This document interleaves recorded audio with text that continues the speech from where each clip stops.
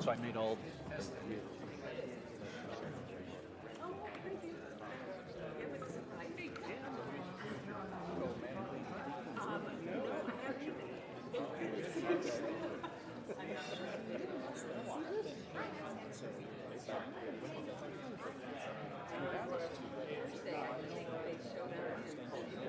I know they come and they get surprised.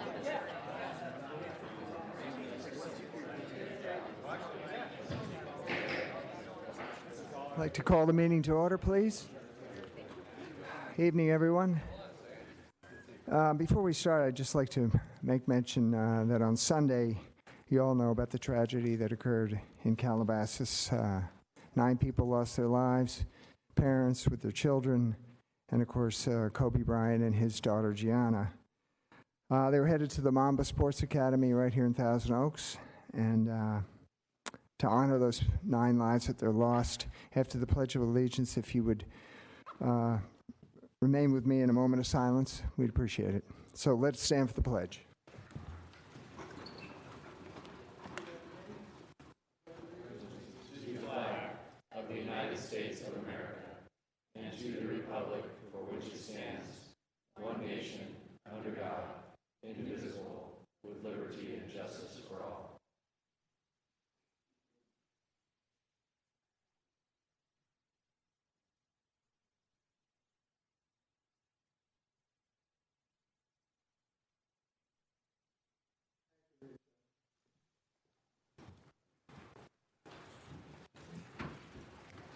Have the roll call, Ms. Rodriguez. Councilmember Engler. Here. Councilmember Jones. Here. Councilmember McCoy. Present. Mayor Pro Tem Bill De La Pena. Present. And Mayor Adam. And I am here. All right, tonight I'm going to call Heather Cousin down to the podium. She is our director of our library, and she's working on a great program called One City, One Book. Heather, you want to tell us a little bit about that? Yes, I would. Thank you, Mr. Mayor and members of council. Good evening. I'd like to ask TOTV if they could put up our program guide there. Thank you very much. So last year, we took you to the not-so-distant reaches of our solar system with rocket men and traveled with the astronauts of Apollo 8 as they attempted to circle the moon and return. This year, our adventure is a little closer to home, but nonetheless challenging, and in some ways, even a little bit more perilous. In her memoir, The Honey Bus, the story opens with 5-year-old Meredith May trying to make sense of a world that seems to be spiraling out of control. Her parents have separated. She, her mother, and her brother have moved from Rhode Island to the central coast of California, leaving everything and everyone she's ever known. Forging a close bond with her grandfather, a beekeeper, May quickly comes to appreciate the order and rhythm of the bee colonies he watches over. May's memoir is a tribute to the unfailing love and support of her grandfather and her attempt to understand the seemingly unknowable. Whether it be the actions of those around us or the acts of nature, science has yet to reveal. Once again, we are very grateful to partner with the Friends of the Thousand Oaks Library and California Lutheran University to present a fantastic slate of programs, beginning with our kickoff concert featuring the Newberry Park High School Orchestra on February 29th. The programs will continue through the months of March and April with a screening of the award-winning documentary, The Biggest Little Farm, a tour of California Lutheran Seed Project, or the Sustainable Edible Education Program, concerts, book discussions, a photo contest, mental health resource fair, and programs for children as well. This will culminate with a visit with author Meredith May on Sunday, April 26th at 2 p.m. in the Kavli Theater. We hope you will once again join us in celebrating our ability to open a book together so that we may close it in greater harmony. Thank you. Thank you very much. Thank you, Heather. And thank you for the book. And not everyone knows that Councilmember McCoy is a beekeeper. Are you not, Rob? This is true. And he likes to give out the honey to his fellow council members. Thank you. I've had some of the honey. It's very good. Okay. Thank you, Ed. All right. I'm going to go to our city manager because this evening we have a special thoughts to share with Jay Spurgeon, our retiring Public Works Director. So, Drew, would you kick that off? Absolutely. Wanted to take a minute, Mr. Mayor, members of the council, and the community to acknowledge one of our stalwart members of the city's executive team, a face that's known to so many across this community, Mr. Jay Spurgeon. Jay, if you will come down to the podium just for a moment, because I know the council will have some comments for you as well. After decades of service with us, this is Jay's final city council meeting, and everyone calculates their retirement in different ways. Jay was jokingly giving me tallies of the number of council meetings that he had attended over the years, and I just want to take a special moment to acknowledge Jay. He has been such a tremendous public servant for this community for so many years. His customer service ethic is really unparalleled. He holds up what we aspire to be within our organization. He'll go out and meet with anyone in the field at any time of day or night, whether it's emergencies or dealing with little tricky problems out in the public right-of-way. He has been such an asset for our organization in so many ways. One in particular that stands out for me is his work on the Cal-Am water rate case. He was literally been our organizational expert on this and helping to advocate on behalf of residents and businesses in that area when we were dealing with a very, very complicated rate case. And you look around this community, Jay's fingerprints are on so many aspects of what makes Thousand Oaks a special place, and he has built a remarkable team. One of the biggest tributes to Jay is that he helped groom his successor. And when Jay and I started having conversations about his retirement about a year ago, having him work closely with Cliff Finley, who is our incoming director, to prepare him in that mold has been so valuable for our organization and is really a tribute to his leadership. So I just wanted to take a minute to acknowledge him tonight. I know, Mr. Mayor, you may want to say a few words yourself. Thank you, Drew. Yeah, Jay, wow, done a heck of a job. I know I've been told many times when I have questions, call Jay. He'll know, and you always do. Great communicator with the public, great face of the city, patient and intelligent, explains things properly to people. Got our Public Works Department accredited with the National Public Works is it society or association? Yeah. Association, which is actually a huge honor. Yes. We have the best streets in the county every year. Hill Canyon model plant in sustainability, copied around the nation, and you've been responsible for all that. So, great job, Jay. And now it's off to the world of RVing, correct? Is that right, Jay? Amongst other things, yes. Amongst other things, okay. All right. Claudia, do you want to say something? Yes, thank you, Mayor Adam. Having been, or being the only council member left now who's worked with you the most, I want to say that Mr. Finley has some big shoes to fill. And I know you will do well, but Mr. Jay Spurgeon has been phenomenal as a community liaison and explaining public works so very extremely well to the residents when it came to water rates especially. And I will never forget when, 7 years ago or so, you and I drove down to Culver City, was it? Carson, yes. There you go.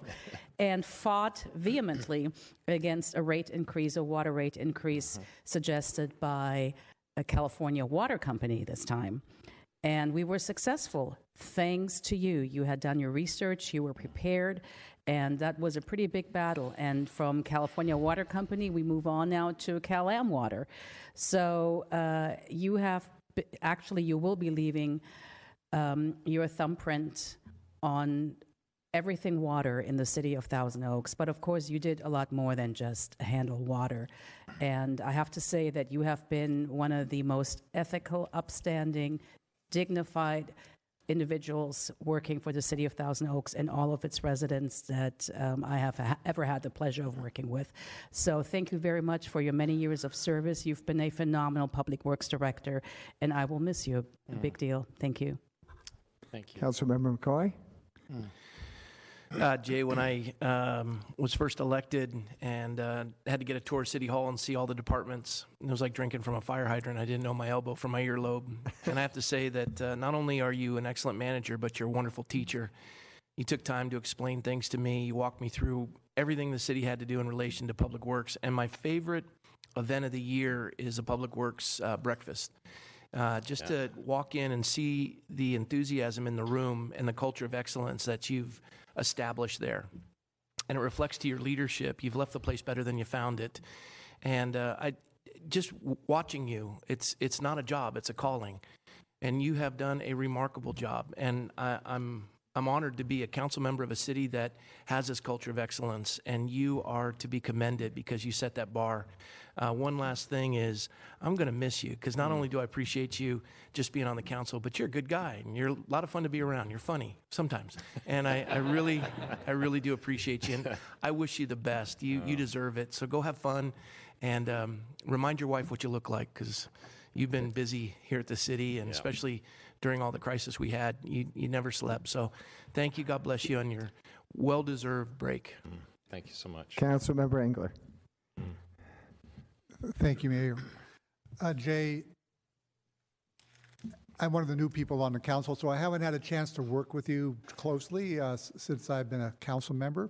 However, you were the first city staff that I ever met, and that was years ago. And from that moment forward, I've never come to you with a request that you haven't met. I've never seen you get impatient with any of my requests. That is your nature. And most people don't realize, but our public works department that Jay headed up is the department that has the most contact with our residents. It's the one that if it wasn't there, you would certainly know about it quickly. And Jay has made it move so swiftly and so smoothly that we get very, very few complaints, and that's a credit to you and your associates. So thank you very much. Councilmember Jones? You know, Mr. Mayor, you mentioned that we have the best streets and sidewalks and so forth in the county, and I believe that. But that called to mind the fact that our esteemed Mr. Spurgeon does not actually live in the city. He lives in an area that anybody would believe is in the city. It's an area we call Casa Caneo. In the early days when I was involved, we thought they would be so impressed by this wonderful city, they wouldn't miss a chance to annex, but they never did. And I'm thinking now, I'm talking about both sides of Wendy. If you leave the freeway and drive south to Borchard, that's Casa Caneo. They were not in the original incorporation because there had been a failed incorporation just prior to that where they couldn't come in. But now I'm thinking that maybe a native Casa Caneoan, as you are, would be interested in trying to get your fellow neighbors to consider, even at this, late date, to Jay, you have 5 minutes for rebuttal. Just finally, I have walked those streets many times running for the park board and the board of supervisors, and I know about cracked sidewalks, et cetera, et cetera. Wouldn't that be an inspiration as a dedicated public works person all your life, or most, to want to initiate or to try to persuade your fellow Casa Caneoans that might be a good idea? Councilmember Jones, just because you don't want to retire, don't make that happen with Jay. Now, how am I supposed to take that? I don't quite know. A kid like me. Anyway, just think about that. And I would say, I would just echo. I don't know. Every time I get a complaint about something that needs done in the public works area, I pass it on to you, and it's just done like that. So, Cliff, I hope you maybe have Jay instruct you just a little bit about that sort of thing. Mm-hmm. But seriously, best wishes. You're one of the best staff people I ever worked with, and I really appreciate it. Thank you. There you go. Thank you, Councilmember Jones. Jay? Well, I am humbled by all your comments, and so thank you for all of that. Councilmember Jones, if a vote is put before me, I will vote yes to join the city for certain. Yeah, we only needed about 2,000 more. Just about, and just we're there. Like that, yeah. But it's really, I mean, it's been my honor, my privilege to end my career working for this organization, which is by far the best in my career of 36 plus years. I've lived in this community over 30 years, and you know what, I am part of the city, notwithstanding my resident address, but you know, all the things that this city enjoys, its infrastructure, yes, every resident touches public works multiple times every day. Councilmember Engler, you're absolutely right, and we don't take that lightly. I certainly don't, and it works because of all the people in this department. They're dedicated, they're professional, they're caring, they're talented, and they make me look good. And I so appreciate them, and I will miss working with them. I'll miss working with all you. You know, it all starts here. That culture and that excellence starts with the five of you giving us the goals and setting the vision. And then, you know, I just happen to have the privilege of a great staff, a great department to be able to go out and accomplish all those things. So, yeah, I'm going to have some fun. It's hard to believe yet, still, in some ways, that it's happening. But thank you so much. And again, it's been my honor to serve here. So, thank you for all you've done for the city, Jay. Yes.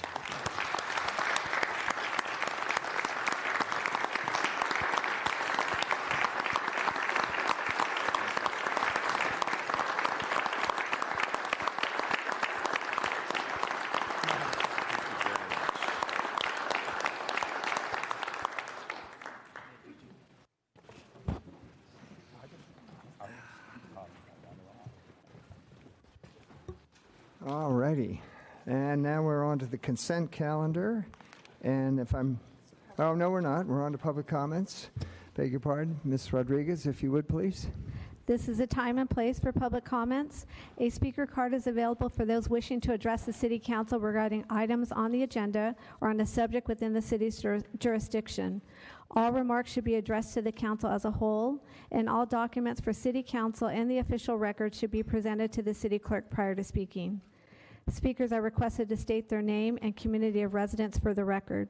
Under state law, public comment matters may not be considered by council unless listed on the agenda, but may be referred to the city manager for administrative follow-up. One individual has presented a speaker card, and pursuant to council standards, speakers are allowed 3 minutes, and the yellow light displays when you have 1 minute remaining. Thank you. Our speaker tonight is Dan Garcia. Will you please state your name and city of residence? Good evening, Dan.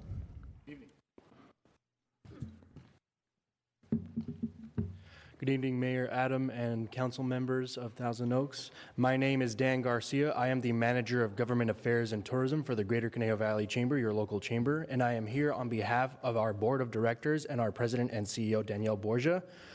We have forwarded you in a letter from us and our board, and you've probably already read it, but I'm here just to reiterate some of those things that were written on there and to express our support for one of the items on the agenda, specifically item number 9D, the exclusive franchise solid waste agreements. And I want to take a quick read as part of that letter. With regard to the requirements of our solid waste handlers, it is clear from the city's staff reports for this item under consideration that both Waste Management and Newberry Disposal have met and in many cases exceeded the requirements placed upon them. They have risen to the challenges posed by new legislation that has made their job more difficult to manage. In addition to meeting and exceeding the specific requirements of their agreements, these chamber members' businesses are also important community partners. They support countless local nonprofit organizations that serve the community at large and are involved with area schools promoting recycling and environmental education. Their employees are also part of the fabric that our business community and are committed to serving the businesses and residents of Thousand Oaks. I, along with the Chamber of Commerce, urge you to move forward with an extension of their franchise solid waste agreements. And if you have any questions regarding our position and them, please contact the Chamber of Commerce. And since they are here, I would like to take this opportunity to thank publicly everybody from that organization. Thank you so much for the important and vital role that you play in our community. And unless there's any questions, that is all. Thank you, Dan. And I believe that's all the public speakers we have this evening. So let us move on to the consent calendar. And if I'm correct, I believe Mayor Pro Tem, you had an item you wanted pulled? 7K. 7K. All right. Can I get a motion for the remainder? Also, hold that. I do have a speaker for the consent calendar. And that is Barbara Thomas.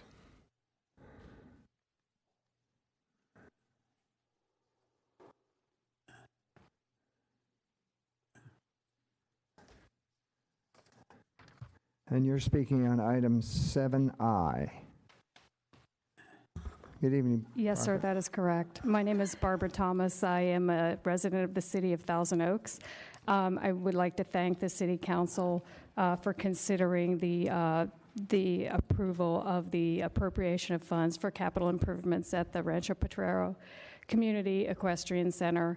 And I would also like the council to take into consideration going forward, moving forward with whatever bidding process and so on that needs to happen to get a permanent management system in there, whether that be right-on or whether it go out for bid. But if the council could move forward, because we would really love to see the center fully operational again. We'd love to see the rental string back. I know that the public, I know people come over just from across the street just to, unwind and decompress and pet the horses and see everything. And the kids love to go out and ride. Parents love to take their kids. It's a really important facility to have over there. And just like all of our other sports facilities in the city, it's one that brings the public together in a very good and positive way, allows people to get into the open space and enjoy nature. So thank you for considering this, and I would like to see it move forward. Thank you. Thank you, Barbara. And we have a second speaker, Karen Curtis.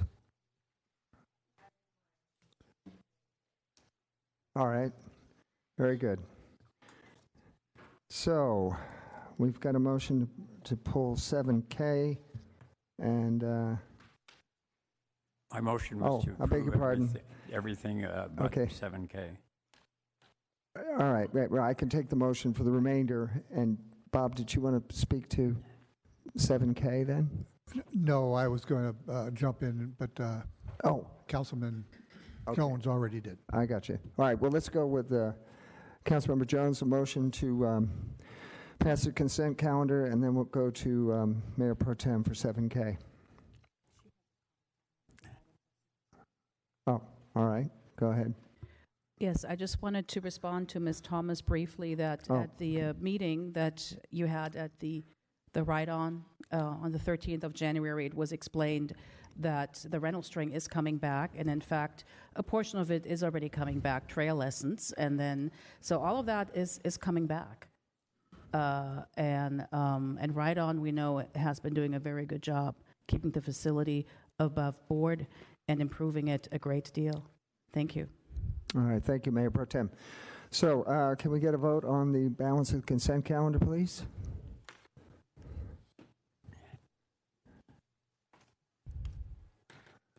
The motion carries 5-0, and I do have a couple ordinance titles to read for those All right. Should two we do items. 7K first? You want to? Sure. All right. Why don't we go to Mayor Pro Tem for 7K? Thank you. Yes, I was made aware today about the schedule change, and thank you to the city clerk for that. That we normally have the reorganization around the 6th, 7th, or 8th after the election, and then we have a full council meeting on the following week, and we've had that for many years, and this would change that rhythm or tradition or pattern that we've had. So I was suggesting to have the reorganization on December 8th, and then the council meeting on the, is it 15th?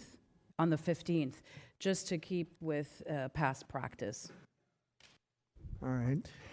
May I suggest that we poll the council members? Correct. That's why I'm okay, putting very that good. forward. May I ask a question, Mr. Mayor? And if I may, just really quick for context, I wanted to have the city clerk speak to it. The reason for the shift, there's a couple shifts in schedule, but one of the main reasons is the county will be putting new election equipment in place this year, just for the public to know. And so this is an election year, and so certification is required for that meeting to ensure that everything is done correctly. So I'll let Cindy speak to that. Obviously, it's the pleasure of the council how you choose to handle scheduling items, but I'll let Cindy give context.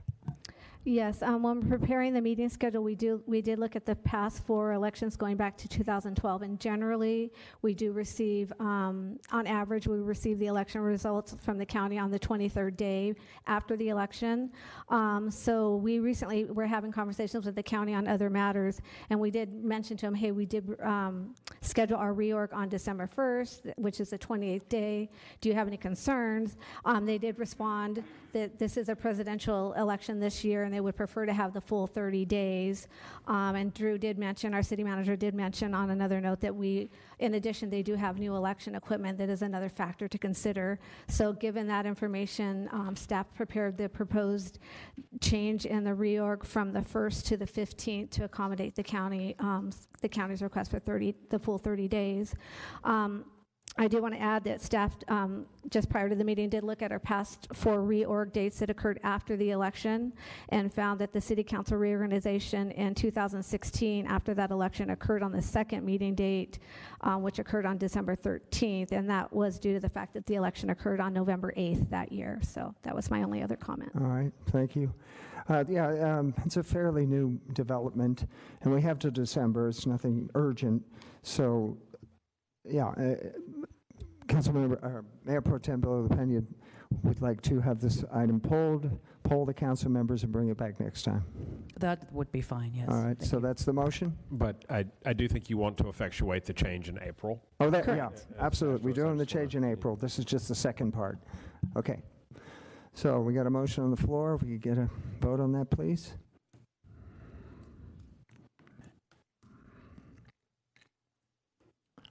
Councilmember, the motion carries 5-0, and if I could read those 2 ordinance titles. Yes. Ordinance amending Section 8-1.26 of the Municipal Code of the City of Thousand Oaks regarding electrical vehicle charging stations, MCA 2019-70991, Ordinance number 1676 NS, and Ordinance amending the Thousand Oaks Municipal Code, repealing in its entirety Chapter 2 to Title 6, and adding Chapter 2 to Title 6, adopting regulations for solid waste, organic waste, and recyclable materials collection, processing, and disposal, Ordinance number 1677 NS. All right, thank you very much. Now we are on to our department reports, and we have with us tonight the chair of TO Arts, the very capable Leanne Nielsen. And if not to embarrass you, Leanne, but you were just recently named Woman of the Year by the Greater Conejo Valley Chamber of Commerce. I think that deserves a round of applause. Thank you. It's a high honor, believe me. But tonight, you're here as the chair of TO Arts, and you're going to give us our semi-annual report. Yes. It's all Thank yours. you, Mayor Adam, and city council members. On behalf of the Thousand Oaks Alliance for the Arts Board of Directors, it is my pleasure to present our report covering TO Arts operations and programming for the last 6 months, ending December 31st, 2019. Tonight, I will provide you with a brief overview of some of the highlights contained in our report. Eloise Cohen, Al Lowe, and Janet Shear were elected as board directors for 3-year terms running through December 31st, 2022. Eloise Cohen and Janet Shear were elected to serve to a second term, and Al Lowe was elected to fill a seat vacated by Bob Beery, who has opted to now serve as a member of the TO Arts Advisory Council. In keeping with the Memorandum of Understanding between the City and TO Arts, the director appointments were ratified by City Council at your meeting on January 14th. David Mead was elected Board Vice Chair, and Eloise Cohen was elected Secretary for 2-year terms running through December 31st, 2021. The TO Arts Advisory Council is comprised of 23 leaders from all sectors of the local community and formally meets twice a year. Their most recent meeting took place in September to discuss the 25th anniversary celebration of the Bank of America Performing Arts Center, and members were provided with a sneak peek tour of the renovations to the Kavli Theater. Several advisory council members served on the planning committee for the anniversary curtain up celebration dinner and concert. The independent auditor retained by TO Arts is currently finalizing the audit report for the fiscal year ending June 30th, 2019. The final report will be presented to the board for approval in February or March. TO Arts actually maintains 3 different budgets. The board adopted a fiscal year 1920 operating budget of $970,421, which is a significant increase over TO Arts' prior year budget. In addition, we also maintain separate budgets for CAP Presents programming and the concessions operations for the Kavli Theater and Shear Forum.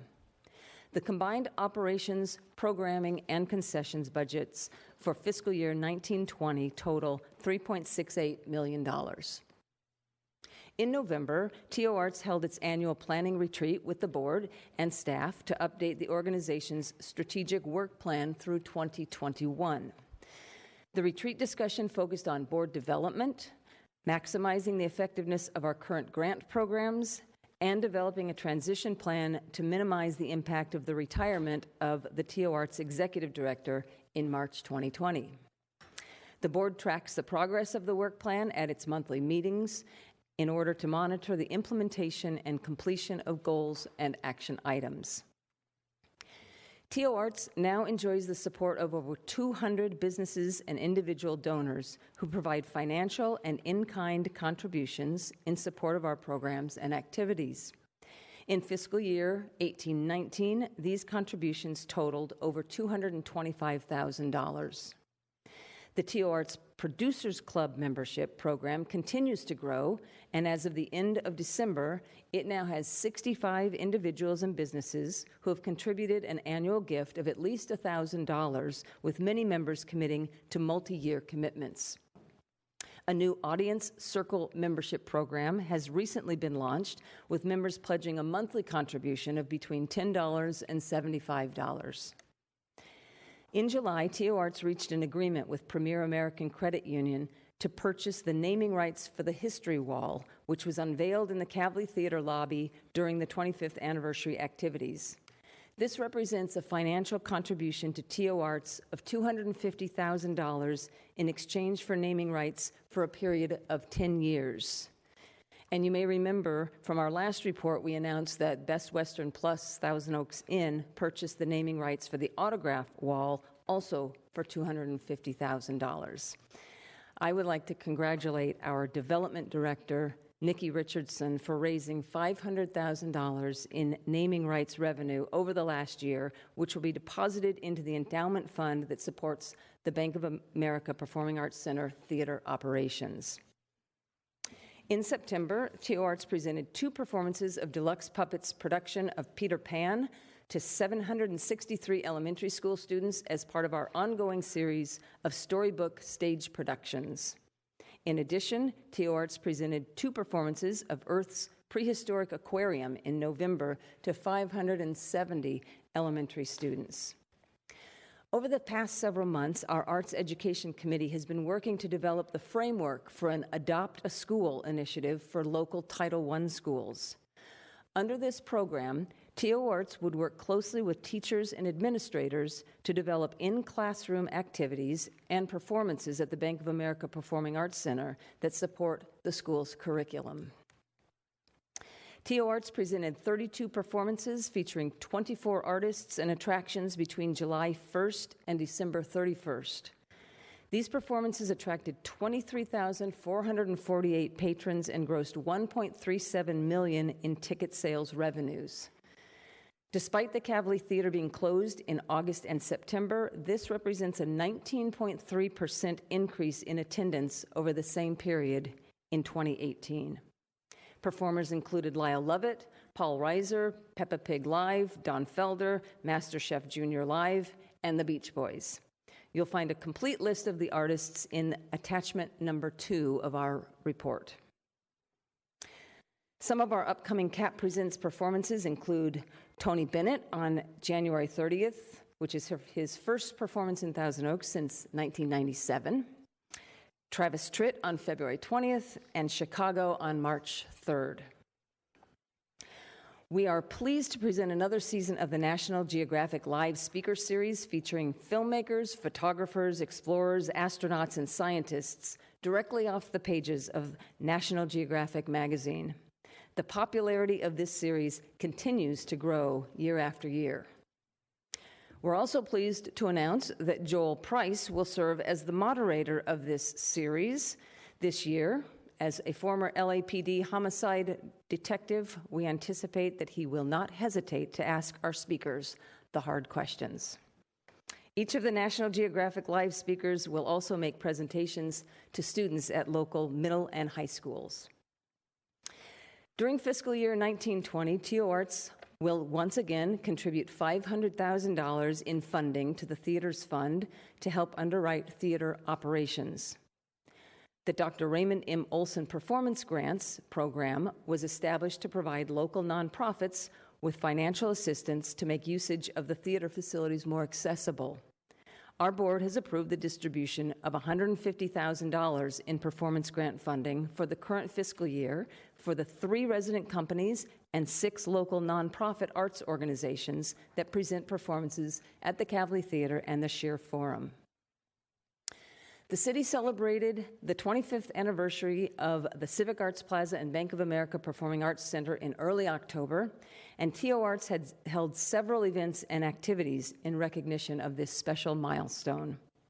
Rather than host a traditional gala, TO Arts created a special, multifaceted celebration called Curtain Up that took place on October 4th.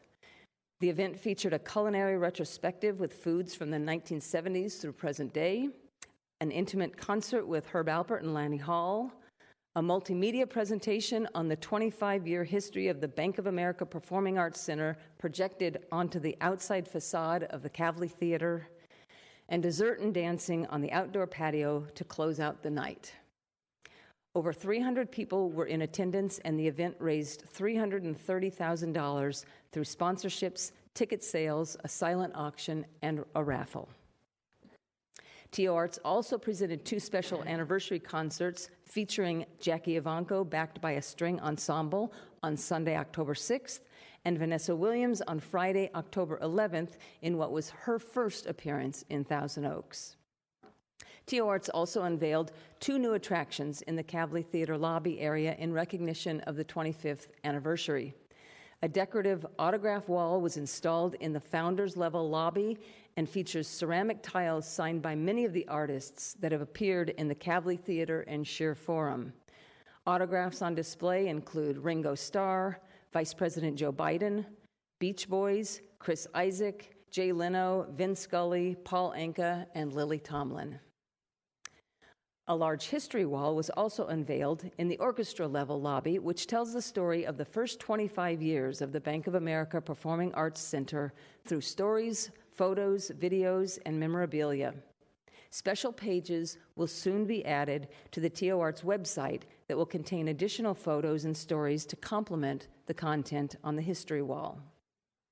The associated costs for the design, fabrication, and installation of the autograph wall and the history wall were underwritten by TO Arts and the walls were provided to the city as gifts from TO Arts in honor of the 25th anniversary.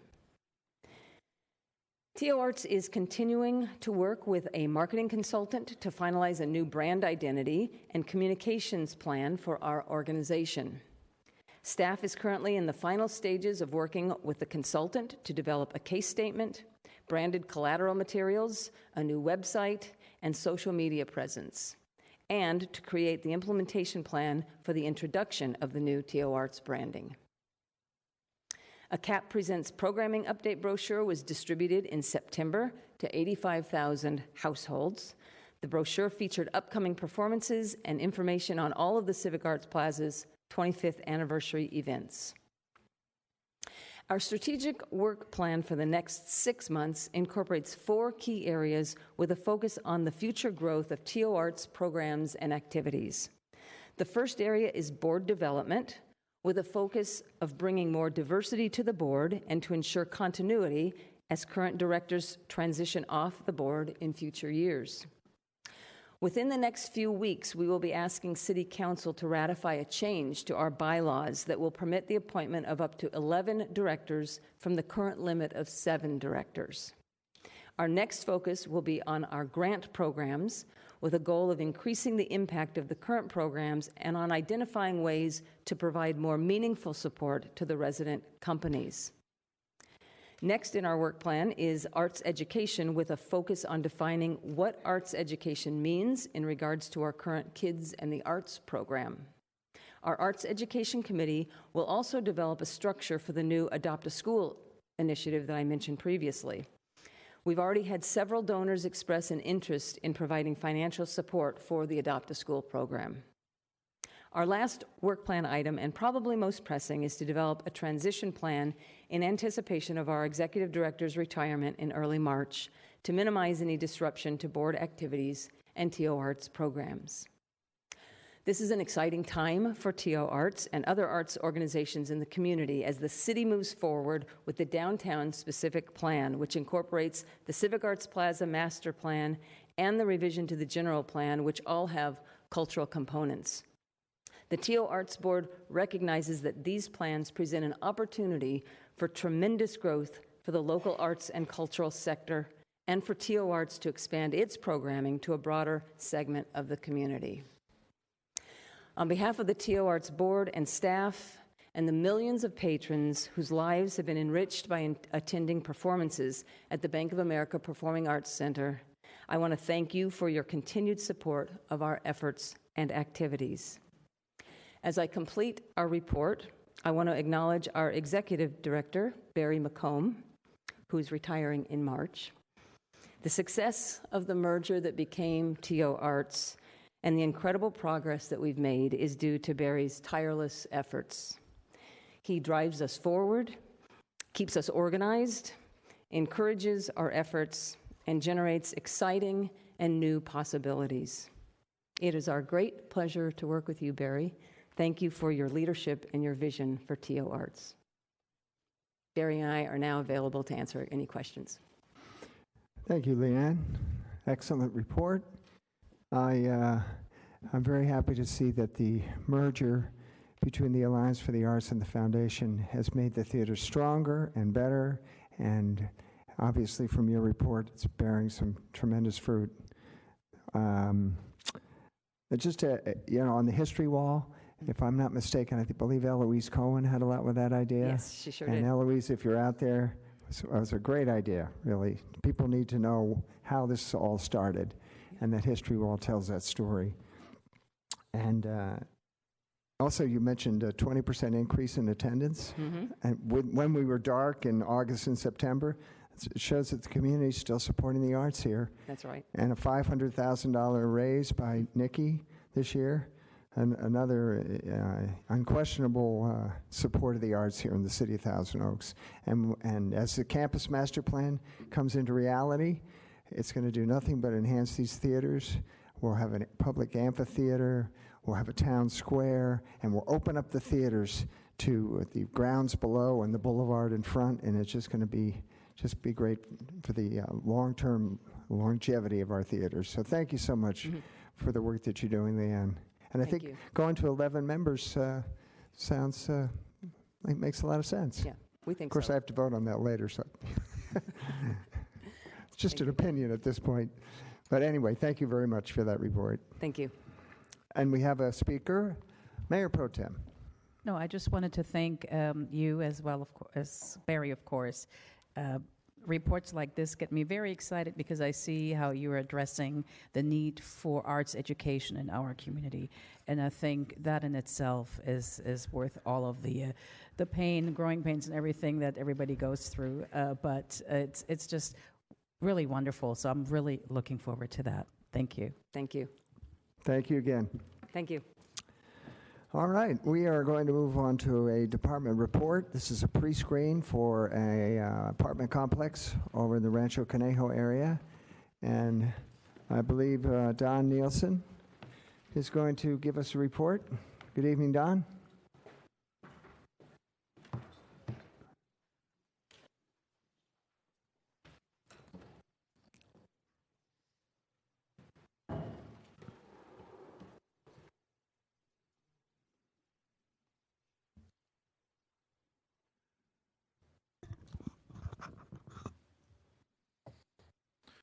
All right. Thank you, Mayor, council members, and members of the public. So the project before you tonight, it consists of 4 different requests. It's the Measure E unit allocation. The second and third is going to be the initiation for a general plan amendment and a specific plan amendment, and the fourth one is to allow concurrent processing. The proposed project is located on a vacant 1.6 acre site adjacent to the Rancho Conejo industrial area. As you can see, it's actually surrounded by existing residential and industrial development. Of particular note in this case is that the project site is directly below. It's an existing apartment complex to the north. Here you can actually see this is a couple of views of the project site. The existing apartment complex is in that top, the background of that top image. Please note that there is going to be an oak tree that we'll be referring to later in that top left image surrounded by the red box. The project plans, they currently indicate an encroachment into the protected zone and the drip line of that tree. However, staff has been working with the applicant to eliminate its encroachment and relocate the project access. And we'll get into that further detail later on.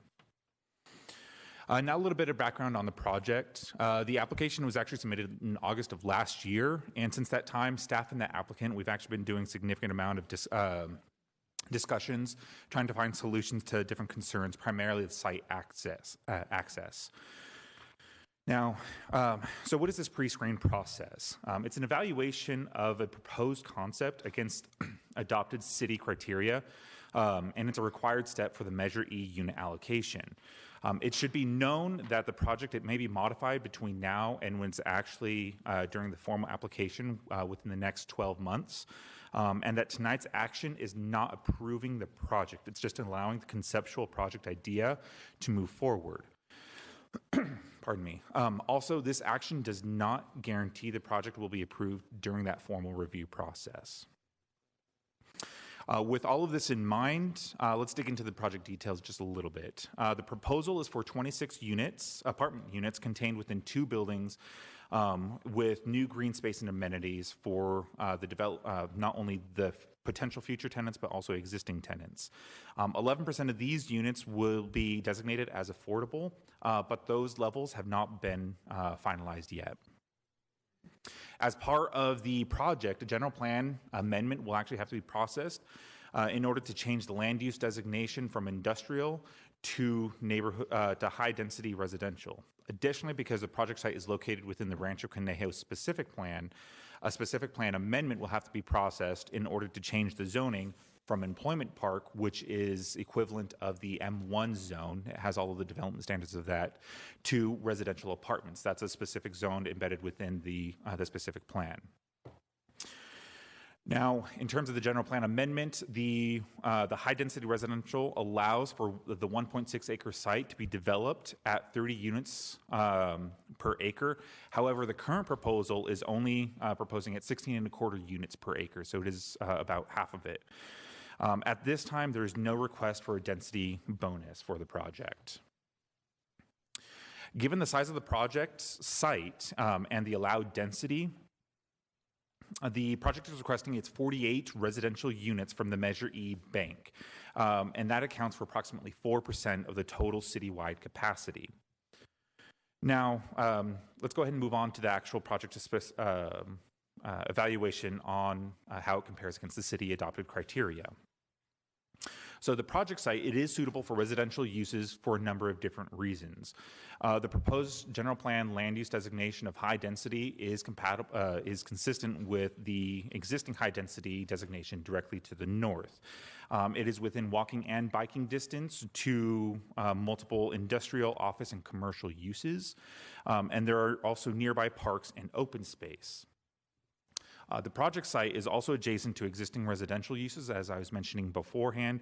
Particularly, it's that residential apartment complex directly to the north.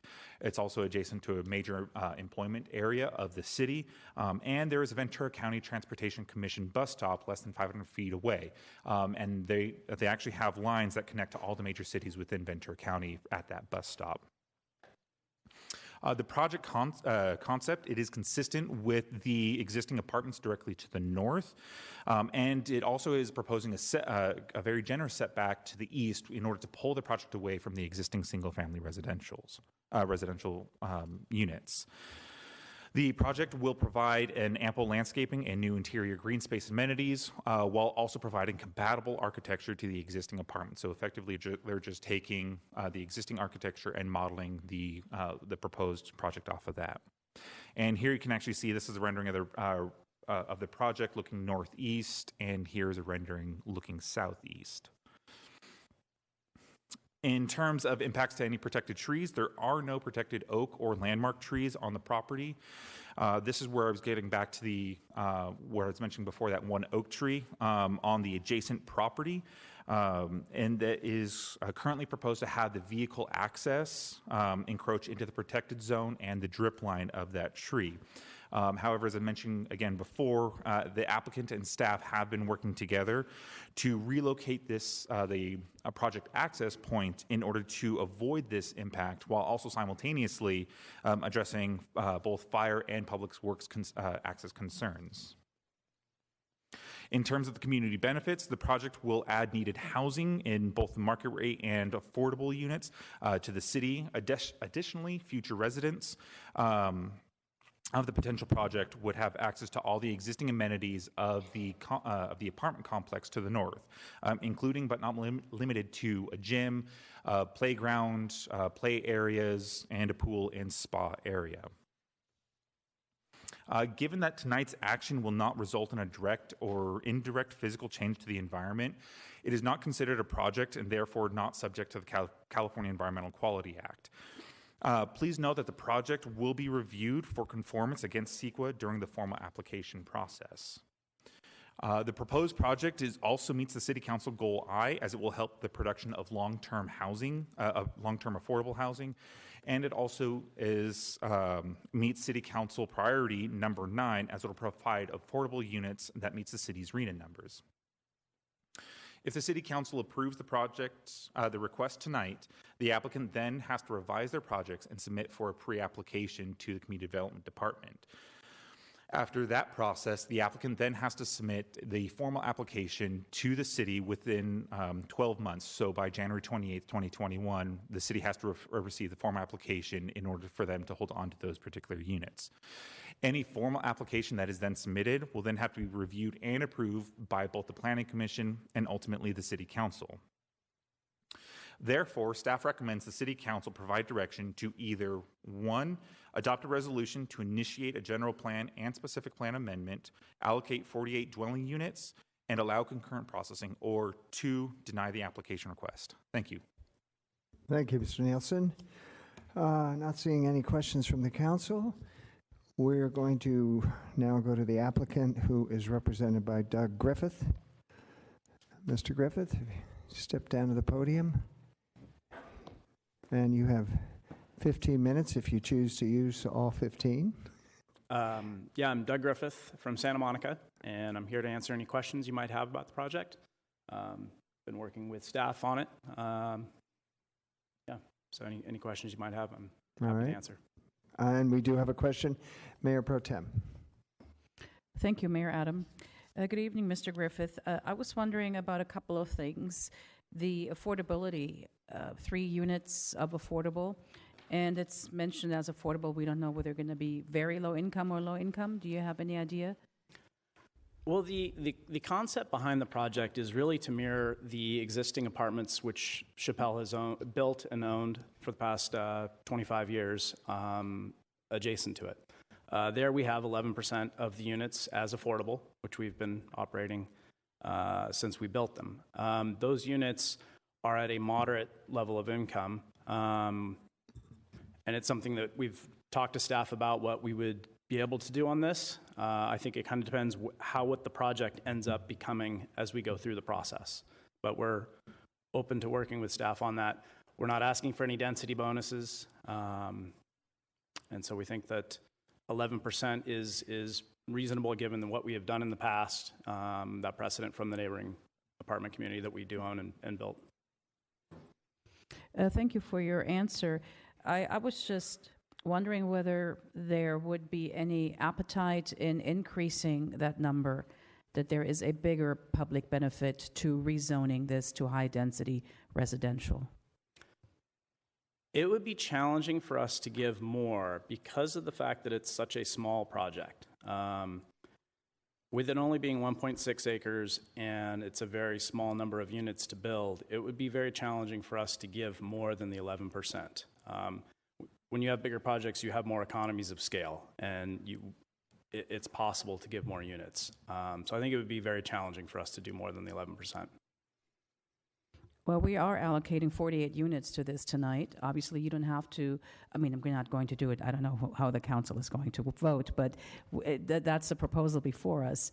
So I would really ask that, should this be approved, that you work with staff to increase that number, because there has to be a better public benefit to this, as well as the architecture. Right now it looks a little bland to me, but I would direct you and staff to improve on that. But the importance of adding more affordable units for our substitute teachers, firefighters, deputies, we keep saying that over and over again. They can live next door to scientists. That's not a problem. So if I would really encourage you to look at increasing that number, because you have the opportunity here to use more than 26 units. Thank you.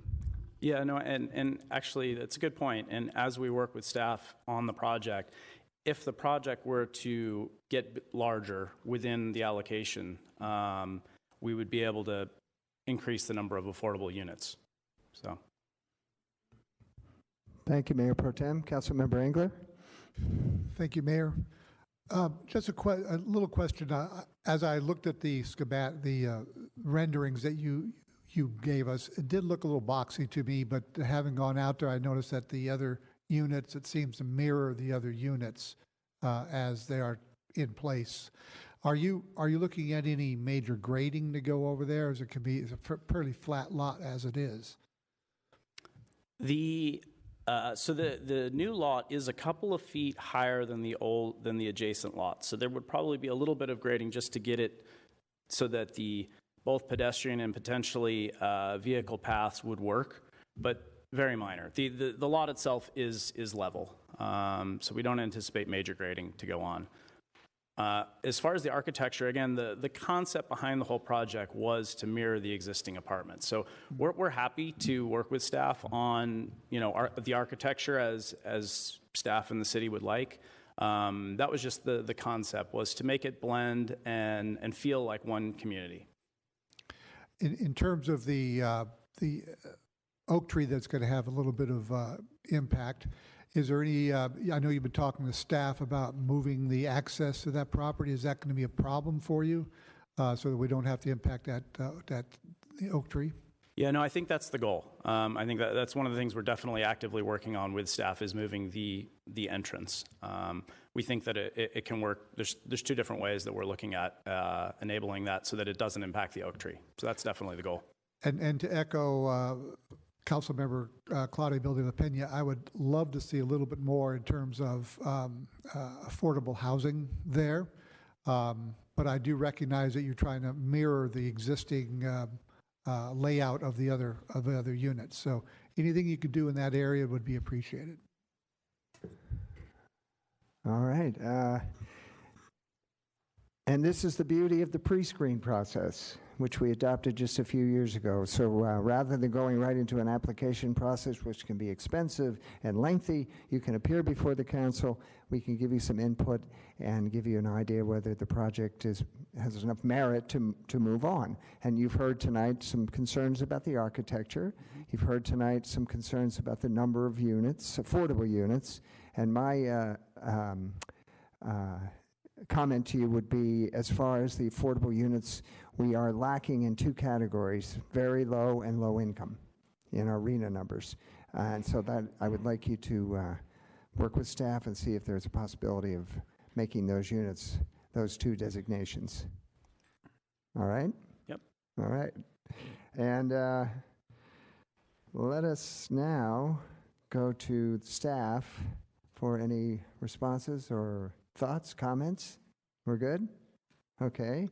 And you have 5 minutes for rebuttal, which I doubt very much if you're going to use. No. Because there's nothing to rebut. Thank you for looking at the project. We appreciate All right, it. very good. All right, well, thank you for appearing, Thank you. Mr. Griffith. And we're going to move on now to council discussion and/or motion, and Mayor Pro Tem.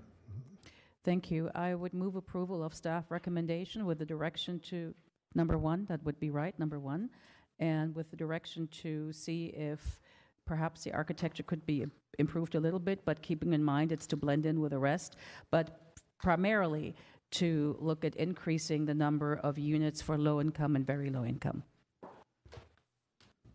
All right. Motion on the floor? So just to clarify, staff recommendation is to initiate the general plan amendment and, okay. All right, very good. Adopt the resolution. And adopt the resolution. Let's vote.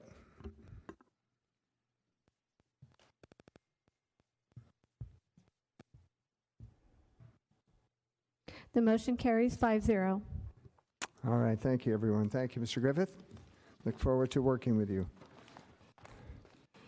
And onward to another department report. And this is a urgency ordinance in response to the state law change that has to do with accessory dwelling units. And we have Michael Forbes that is going to give us that report. Good evening, Mr. Forbes. Good evening, Mayor and City Council. Bring this up here.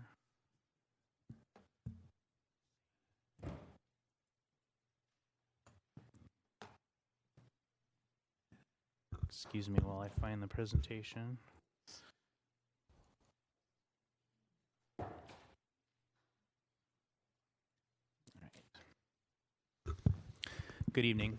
There are two items connected to this agenda item tonight, two actions that we are asking the City Council to take related to accessory dwelling units.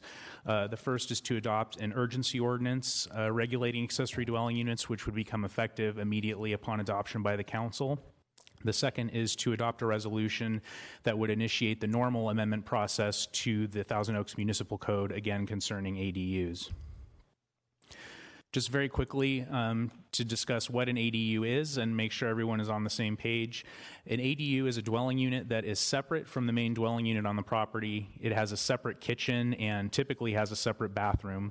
There are three different types of ADUs that are discussed under the state law: junior ADUs, attached, and detached ADUs.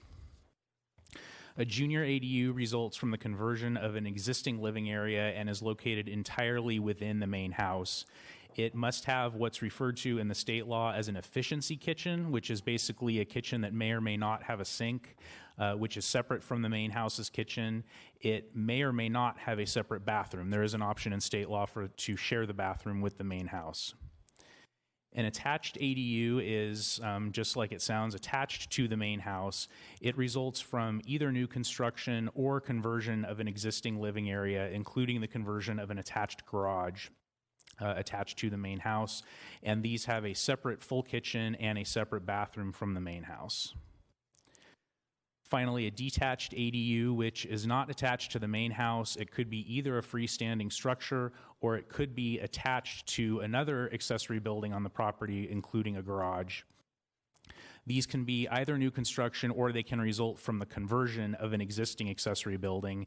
And again, these have a separate full kitchen and separate full bathroom from the main house. Some quick background. The state of California has, over the past couple of decades, progressively restricted cities' ability to regulate ADUs. Most recently, there was legislation that was effective on January 1st, 2017 that reduced parking requirements and it made it easier to convert existing structures. Since that time, Thousand Oaks and other cities throughout the state have seen a major increase from the public in building ADUs and have seen surges in applications. Since 2017, when that legislation took effect, Thousand Oaks has seen 53 ADU applications and 22 of those have been constructed so far. So additional new legislation now, which is why we're before you this evening, 5 bills that became effective on January 1st of this year. As you might imagine, with 5 bills taking effect and dealing with the same sections of code at the same time, they are very complicated. Different bills have inconsistencies and conflicts between themselves, and there are a number of ambiguities that are yet to be cleared up at the state level, where cities are still waiting for guidance from the State Department of Housing and Community Development on how some of these are yet to be implemented. So part of the reason that we're taking this two-step process of the urgency ordinance and then the regular ordinance is because we'd like to get something on the books immediately for reasons I'll go into in a minute, but coming back with the regular ordinance gives us time to wait for the state to clear up some of those ambiguities and make sure that we have an ordinance that's consistent with state law.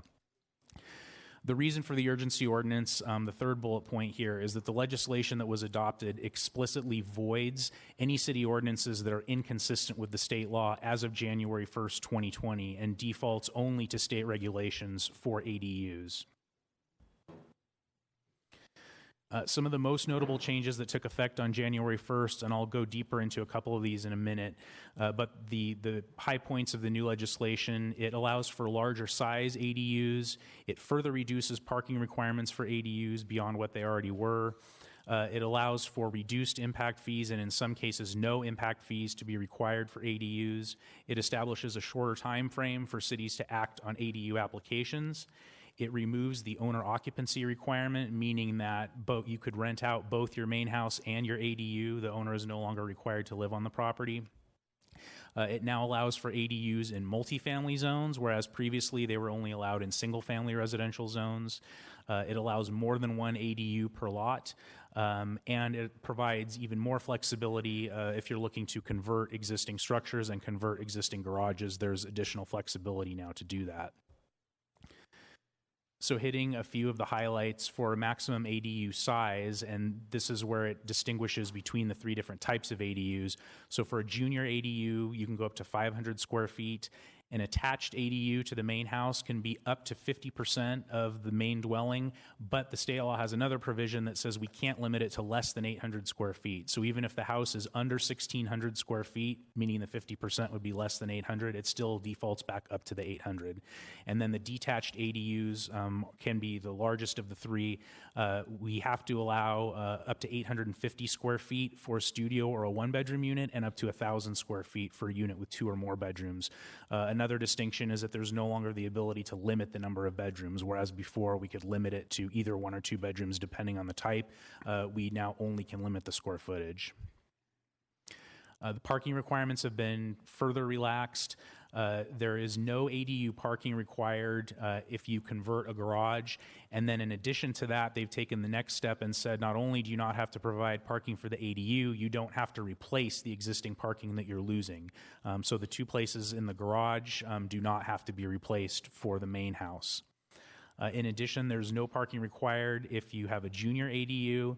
If you have any ADU that is a studio unit, If you have an ADU that is either an existing or even a rebuilt accessory structure that's being converted, and then there's a list of additional specific circumstances where no parking is required, the most notable for us being that if you're within a half mile of a bus stop, you do not have to provide parking for the ADU.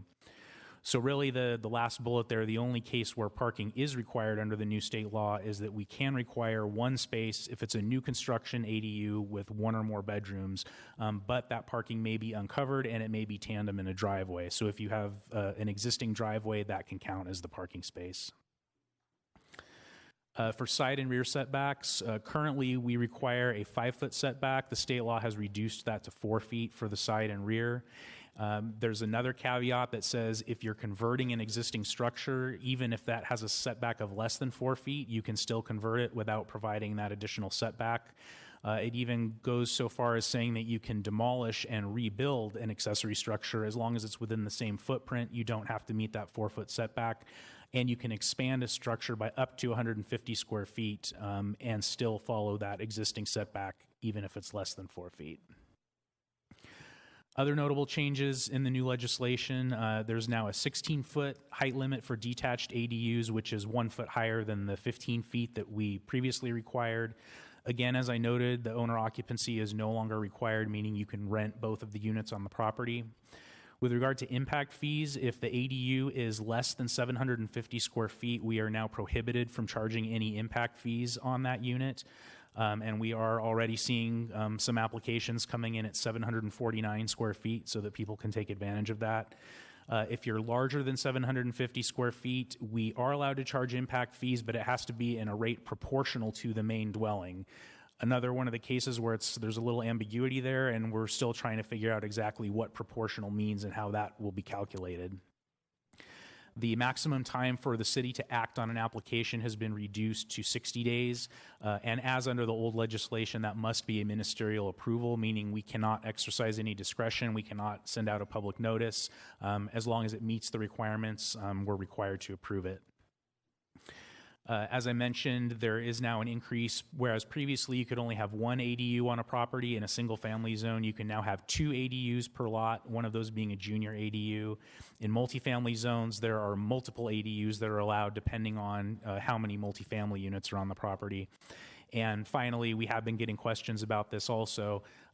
There is a provision in the legislation now saying that any HOA or covenant restrictions that prohibit ADUs are now considered null and void. So HOAs no longer have the ability to enforce that. So getting back to the urgency ordinance and the reason that we're asking council to take this action this evening, as I noted, under the law, our current city ordinance is considered void as of January 1st because it does not fully comply with the new state law. So any applications that come in today would be subject only to the minimum standards established under the state law. That is a concern to us because the standards are so minimum that we feel that that would be a threat to neighborhood character, property values, poses safety concerns because of the minimalist nature of the state standards. So we're asking the council to address that by taking action this evening with the urgency ordinance. It does require a 4/5 vote of the council, but unlike a regular ordinance, it would become effective immediately upon adoption by the council. The next step in the process then that we're asking the council would be to adopt a resolution to initiate a municipal code amendment to go through the regular process, which would include a planning commission public hearing and then coming back to the council for a public hearing at a later time. That gives us the opportunity to address, as I mentioned, some of the conflicts and inconsistencies that are in the current state law. We're hoping that those will be worked out by the state within the next couple of months and that we can bring back an ordinance that we're comfortable reflects the intent of the state law. In your supplemental packet this evening, you received a letter from a housing advocacy organization that raised some concerns with the ordinance. Another advantage to doing the two-part approach is that we can go back and look at the concerns that they raised, and to the extent there are any concerns that we believe need to be addressed in the ordinance, we can do that as part of the regular ordinance. Staff in the city attorney's office have reviewed the comment letter. There are some issues there that we will be looking into further, but we don't feel that there's anything in there that rises to the level that we need to make any changes to the urgency ordinance that's before the council this evening. So our recommendation would be that you proceed with the ordinance as recommended by staff, and then we will look into those issues further and address that as part of the regular ordinance. So again, just in summary, the two actions tonight, introducing, reading, and adopting the ordinance by a 4/5 vote, and then further adopting the resolution to initiate the normal process. I'm available for any questions from the council. All right, thank you, Mr. Forms. We have a question from Councilmember Jones. Yeah. The approval, therefore, being ministerial, let me just preface this by saying I'm in favor of doing things that will produce more affordable housing, and so this is in that vein. And I, appreciate what they're doing, because I have had some experience with this also at other when I was with the county.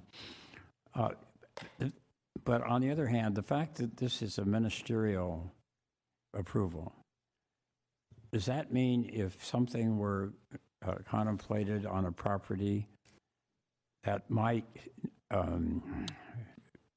seem not a good idea to a neighbor, what would be that person's recourse? Would that person go to the ministerial hearing? Is that it? Because it's ministerial and the way that the state law is set up, there would not be a hearing. It's required to be approved basically over the counter is a good way to think of it. If a neighbor had concerns that what was being built didn't comply with the code, they could certainly bring that to our attention, and we could check and make sure that it's being built and consistent with what was approved. But so long as it complies with the zoning standards and with the state law and with building code requirements, we would be compelled to approve it. So there would be no appeal. Could be no appeal. Correct. It's kind of similar to just building permits for additions to houses. It's very similar to that. It's basically considered the same thing. Okay. Thank you. All right, Mayor Pro Tem. Thank you. Have we, now that we have had 22 units, ADUs built in the city of Thousand Oaks, have we heard any complaints about traffic, about noise, or homes being rented out by the landlord who lives somewhere else? I'm not aware. I'm going to look at Mr. Parker and see if he is aware of any. That is correct, Mr. Forbes. To date, in the 22 ADUs that have been built since 2017, there have been no complaints related to traffic and our absentee landlords specifically. Okay, and I know the goal is to provide affordable housing, but the rents are set by the owner at whatever rate they want them to be. So I'm not sure if this is truly going to help solve the affordable housing crisis in California. I see it more of an overreach and usurping local control. So what is the next step? This will be in effect if we vote for it tonight for 45 days, and then we come back to see if it needs to be extended, or what's the next step? This is a little bit different from the urgency ordinances that the council has done recently, the moratorium, for example. This urgency ordinance becomes effective immediately, and then there is no sunset provision. It's in effect, and it remains in effect. The purpose for us coming back with the second ordinance is to just take it through the normal process, allow the opportunity for public input, and then, as I mentioned, hopefully cleaning up some of the inconsistencies and ambiguities that are in the state law now. But we would come back to council. We don't have a firm schedule yet, but it'll be probably a couple months. It would go back to Planning Commission and then come back to council. But there is no sunset provision where the council would have to decide whether or not to extend it. In addition, every city's ADU ordinance has to be presented to the state HCD for approval. So by going down this other track of a regular ordinance, it gives us an opportunity to submit the urgency ordinance, get feedback and comments from HCD, and if we need to make any changes, we can do that through the normal process. Thank you. Councilmember Engler. Thank you, Mayor. Yes, Mr. Forbes, in terms of the state has pretty much told us we need to do these things. What types of benefit are we to derive from coming up with our ordinance now, our urgency ordinance, that brings our current ordinance up to date? Are we retaining any ability to direct some of these ADUs, or what are we retaining? Yes, by doing the urgency ordinance, the state law does give us the opportunity to put in very few but some additional development controls beyond the minimums that are in the state law. So, for example, the state law does not have an absolute maximum size for ADUs. It gives the cities the ability to set a maximum size, but absent that, it doesn't itself prescribe a maximum size. So, by not having the urgency ordinance in place, arguably somebody could come in and propose something as large as they wanted to. There's a couple of other things such as front setback requirements, lot coverage limitations, things like that we believe we are allowed to put in place that are in addition to what the state law allows. So rather than just defaulting to the minimums of the state, this gives us the opportunity to put a few additional controls in place. Do our viewscape ideas and also our oak tree protections, are they also something that it would be protected if we do this ordinance tonight? Yes, we believe that those other provisions by adopting this would still be in effect. There's a clause in the ordinance before you this evening that basically says any and all zoning controls that normally would apply still apply, except for these following cases where we're superseded by state law. So we believe that the oak tree ordinance and other things like that would still be applicable by putting this ordinance in place.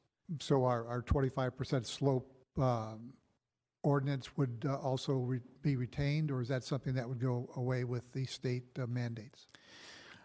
We believe we can still keep it in place. That's something that we're going to look at as we develop the regular ordinance and bring that forward to make sure that other provisions like that can still be protected and still be done in a manner that's consistent with state law.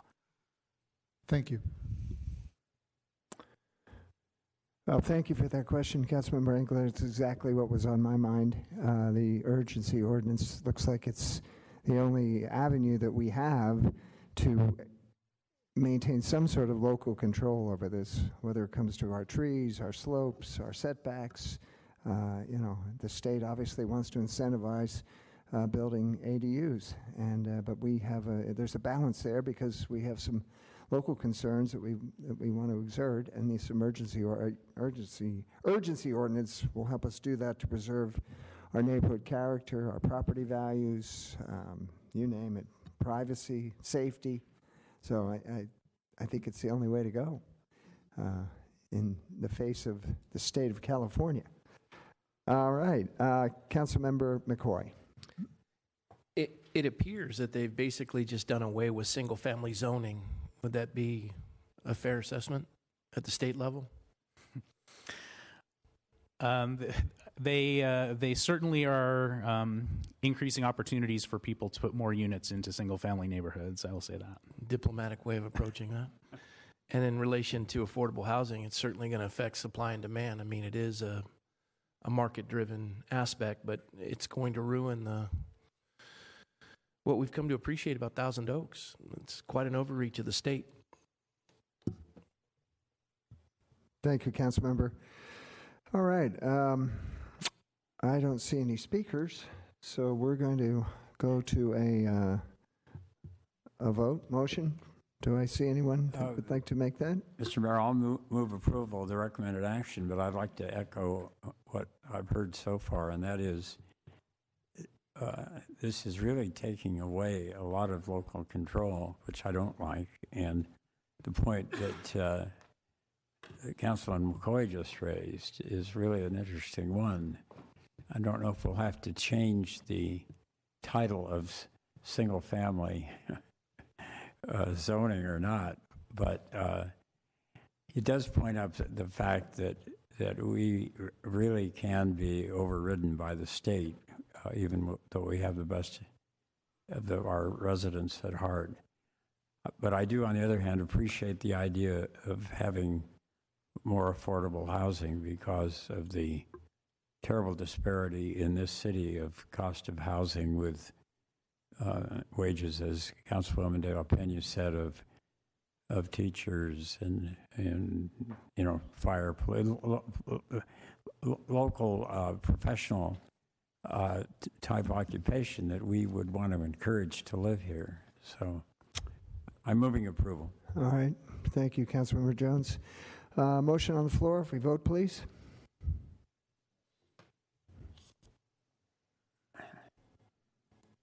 The motion carries 5-0, and I do have an ordinance title, an urgency ordinance amending sections 9-4.202, 9-4.1802C, 9-4.1803, 9-4.21104, 9-4.2501A3, 9-4.240287, 9-4.2509A, 9-4.2509.5, and 9-4.2521, and deleting in its entirety section 9-4.2521.1 of Chapter 4 of Title 9 of the Thousand Oaks Municipal Code regarding regulations for accessory dwelling units, MCA 2019-70990, and ordinance number is 1678 NS. All right, thank you, Ms. Rodriguez.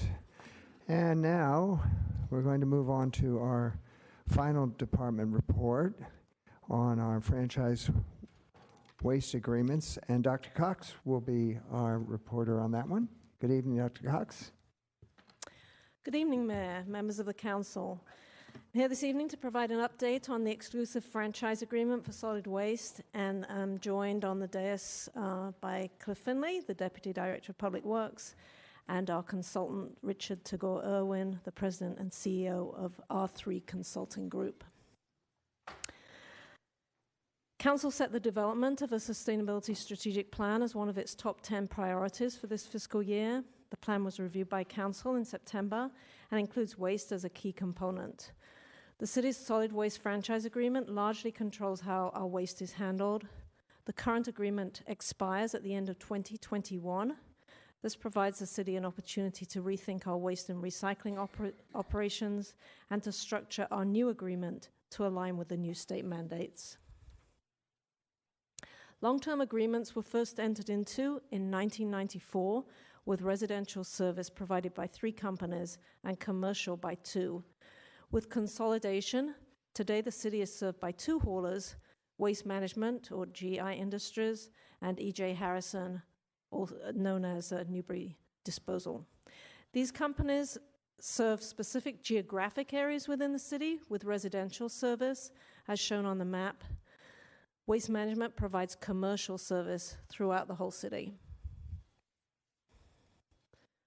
This evening, Council is being asked to choose between one of 2 options: to either renew the franchise with the current 2 haulers, serving the same areas as now under a revised agreement, or to go out with a request for proposals, or RFP, for a new solid waste franchise for the city, which would go into effect January the 1st, 2022. On December the 10th, this same question was brought to Council. Understanding the importance of their decision, Council decided to postpone this until tonight to allow further time for consideration. I'll now present an overview of our existing rates and then consider the terms of a new agreement and the RFP process.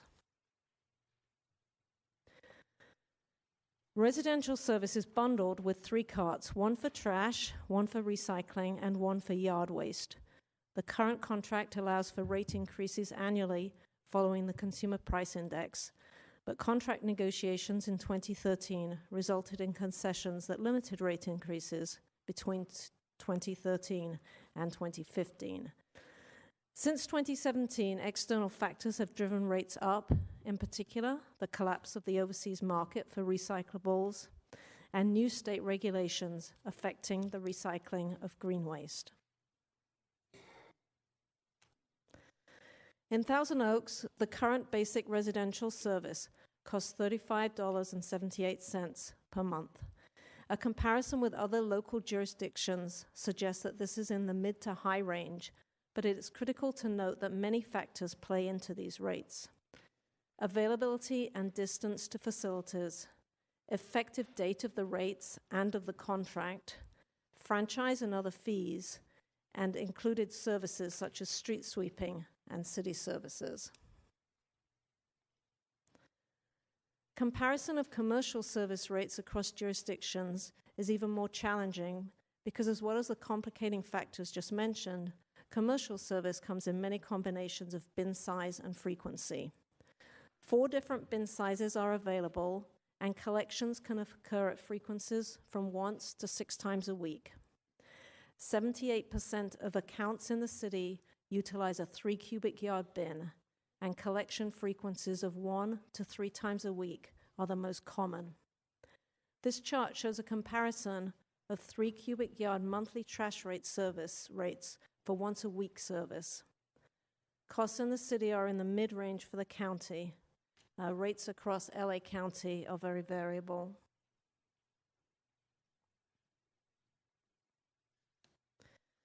Rates for commercial recycling in the city are tied to trash rates. These rates are significantly discounted to encourage recycling, and in the past, these discounts have been offset by recycling revenue. In today's market, however, recycling costs as much, if not more, than trash disposal. An adjustment from 30% to 31.5% of the trash rate was made 18 months ago. However, our haulers are seeking additional recycling rate increases. It's evident that our rates are low in comparison to other jurisdictions. Some significant changes are anticipated in a new contract due to new state regulations under SB 1383 that require organic waste recycling for all residents and businesses and increased outreach, compliance monitoring, and enforcement. Organic waste refers to landscaping waste and food waste. Currently, our bundled residential service includes landscaping, but not food waste, and scheduled commercial service does not include landscaping waste, but does include food waste service for larger generators such as restaurants, supermarkets, and hotels. With the assistance of our consultant, R3 Consulting Group, negotiations with the city haulers have resulted in an MOU which establishes the key terms and 5-year rates for a new agreement, which it would include expanded organic service, compliance with other new regulations, and expanded services for residents, as noted here. Future rate increases in the MOU are primarily based on CPI. The rate proposals that follow illustrate increases based on a 3% CPI. Residential rates have already been established for 2020. There will be some adjustments in 2021 and 2022, but no CPI increase until 2023. This would result in a cumulative 13% increase in residential bundled rates between now and 2025. The MOU proposes trash rate increases below CPI over the next 5 years, but recycling rate increases averaging around 20% a year. The combined effect of increases in commercial trash, recycling, and organics rates will impact businesses differently depending on their waste volume and service frequency. The example shown here illustrates the effect on one of the most common service levels: a 3-yard trash bin, a 3-yard recycling bin, and a 64-gallon organics cart serviced once a week. This would experience a 26% rate increase over the next 5 years. Those with the same trash and recycling service but not yet subscribed to organic service would experience a combined 54% rate increase over the next 5 years, as organic service must be added in addition to the trash and recycling rate increases. At this point, I'm going to hand over the presentation to our consultant, Richard Tagore-Irwin from R3 Consulting, and he'll explain a little about the RFP process should council decide to take that route. Thank you. And again, Richard Tagore with R3 Consulting. Just going to kind of give you an overview of typical RFP process. You issue documents as you do any contract or RFP the city issues. You follow that same process. Where it may diverge from your other types of contracts you let out is how you evaluate and make the selections. What we would suggest you do is you start with a pass-fail process, where you have anybody that has any haulers that have criminal activity or have been terminated for cause from a franchise agreement. They do not have franchise residential customers, they do not have franchise commercial customers, or they do not have access to processing capacity, which you need, or access to capital. You're going to disqualify from day one. They're just not qualified. You don't want them even to submit. You set up the process that way. Once you get into the evaluation, that's the technical evaluation where you look at their services, their proposed services, their customer service activities, their facilities that they're going to be using for processing your organics and your recyclables, and really focus in on safety and how they're going to provide the services going forward. After that is done, you also look at the customer rates on a comparative basis to see where they stack up against each other, as well as the surrounding community, both the residential customers and the commercial customers. From there, you score the proposals predicated on pre-established criteria, compile the scores, and rank them, and then that would be presented back to the council with comparisons in the scoring results and a recommendation. In terms of typical RFP scoring, this was pulled from the City of LA's recent RFP. Qualifications, are they qualified? What is their management history? Who is going to staff this? Where are they located? What is their litigation history? What's their workplace safety? What is their operational safety records? What's their insurance modification factors? You look at those types of things. Those are qualifications. We would anticipate if you go to an RFP process, the vendors that would submit here are going to be qualified. You're going to have some good qualified vendors. Second would be customer service and transition. Where are they providing customer service? How are they answering phones? What is their process they're doing? Have they transitioned services, and where have they done so? Very, very important if you do make a change that they have a track record of providing transition and they've documented in their proposal so you're very comfortable with it. Their service plan is very important. That's really sort of the meat of it. Their collection operations, their maintenance facilities, how they're going to maintain the vehicles to make sure they're safe on your streets, how they're going to route, how many hours per day that they operate, the facilities they're going to use, where they're going to process materials, where they're going to landfill materials.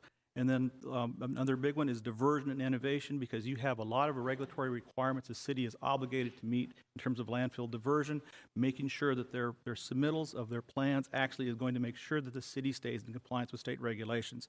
And last is cost. And that's basically customer rates. Those are typical factors that you evaluate and score on. Okay. This one. So if the council has several options to continue to renew the current agreements and continue the negotiations with the two vendors, which if that is the case, then those new agreements would go into effect January of 2021. If you go through an RFP process, then you'd have to issue a notice of non-extension to the haulers. Those agreements would terminate in December 31st, 2021. You would start an RFQ process to basically get additional staffing help to help you through this process. You would issue an RFP for the haulers in summer of 2020, and recommendations would be projected back to the council for early 2021. And that period between early 2021 and when the services start in January of the next year, that's the transition period, which is really critical for the new selected haulers to order equipment and get it delivered, do all the transitionary activities beforehand. Thank you. That concludes our presentation, and we're available here for questions. Thank you, Dr. Cox. Questions from council? All right. Hearing none, I am going to move on to our speakers, of which we have 7. And I'd like to ask you to state your name and city of residence. And let's call up Steve Lee first. And Steve will be followed by Sandra Pursley.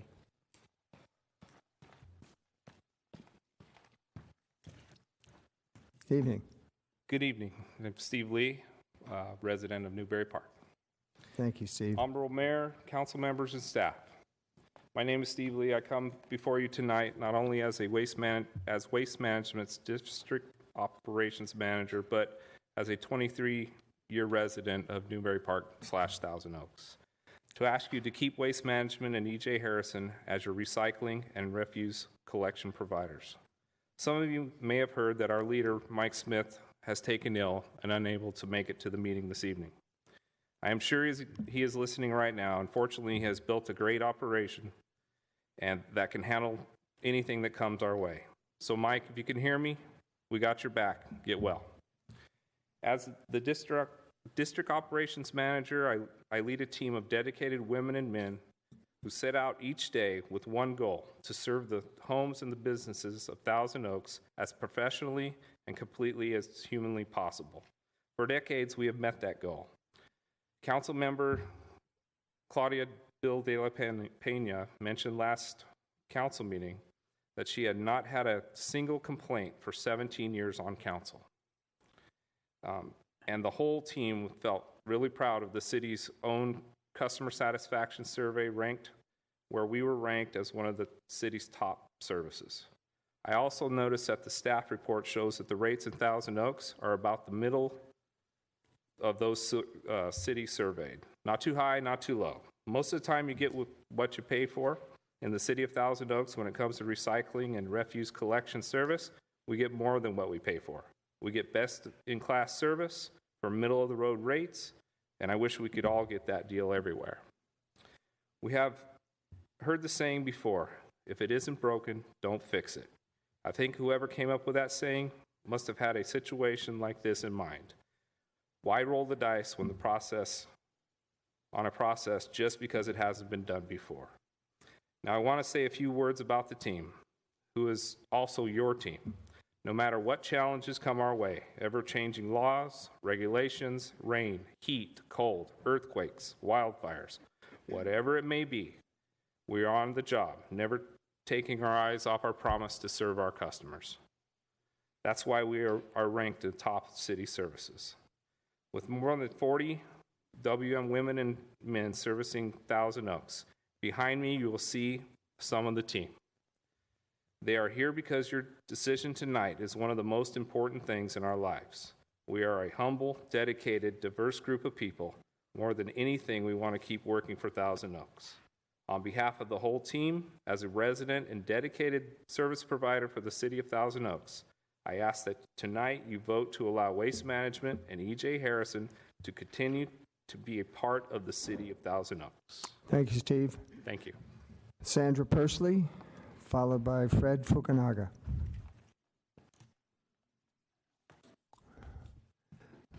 Evening, Sandra. Good evening. I'm Sandra Persley. I'm here on behalf of Waste Management. I'm going to do my best to fill Mike Smith's incredibly big shoes, although mine are cuter. First, I want to acknowledge staff and R3 and the excellent job they did with the staff report capturing what we're facing in our industry now. It's clear they've invested a lot of care and effort in the decision tonight, and I know it wasn't an easy task. There's a lot going on. An RFP is supposed to be a way to get a contract that brings the highest value to customers at a fair rate with the least amount of disruption for everyone.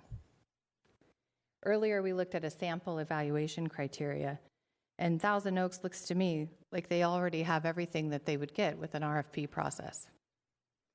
The staff report clearly and correctly recognizes the following. Fact number 1, the existing haulers provide great service. Page 2 says the city's exclusive franchise solid waste haulers have served residents and businesses well for many years.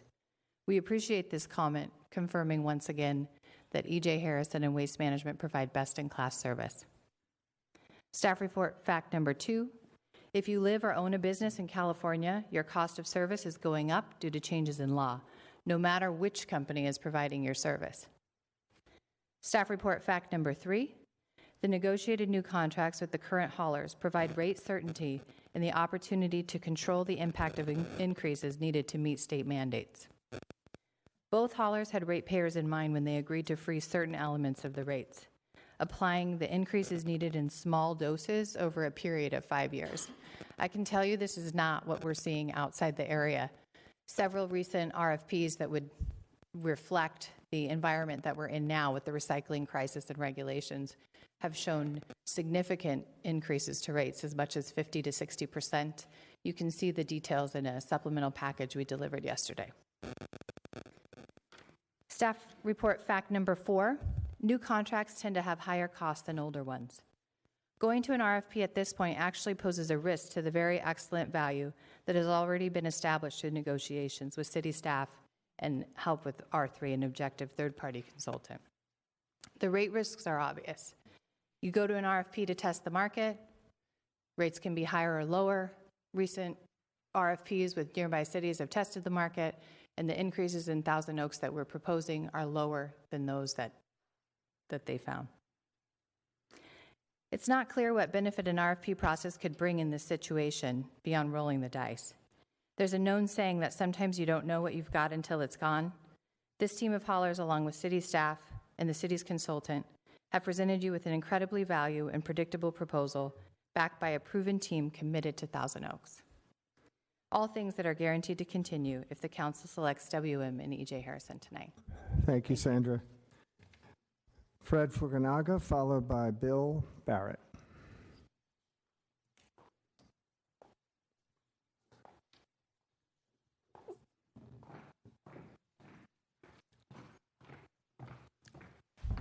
Evening. Hello, Mr. Mayor and City Council members and city staff. Fred Fukunaga, 24-year homeowner in Thousand Oaks and a waste management customer.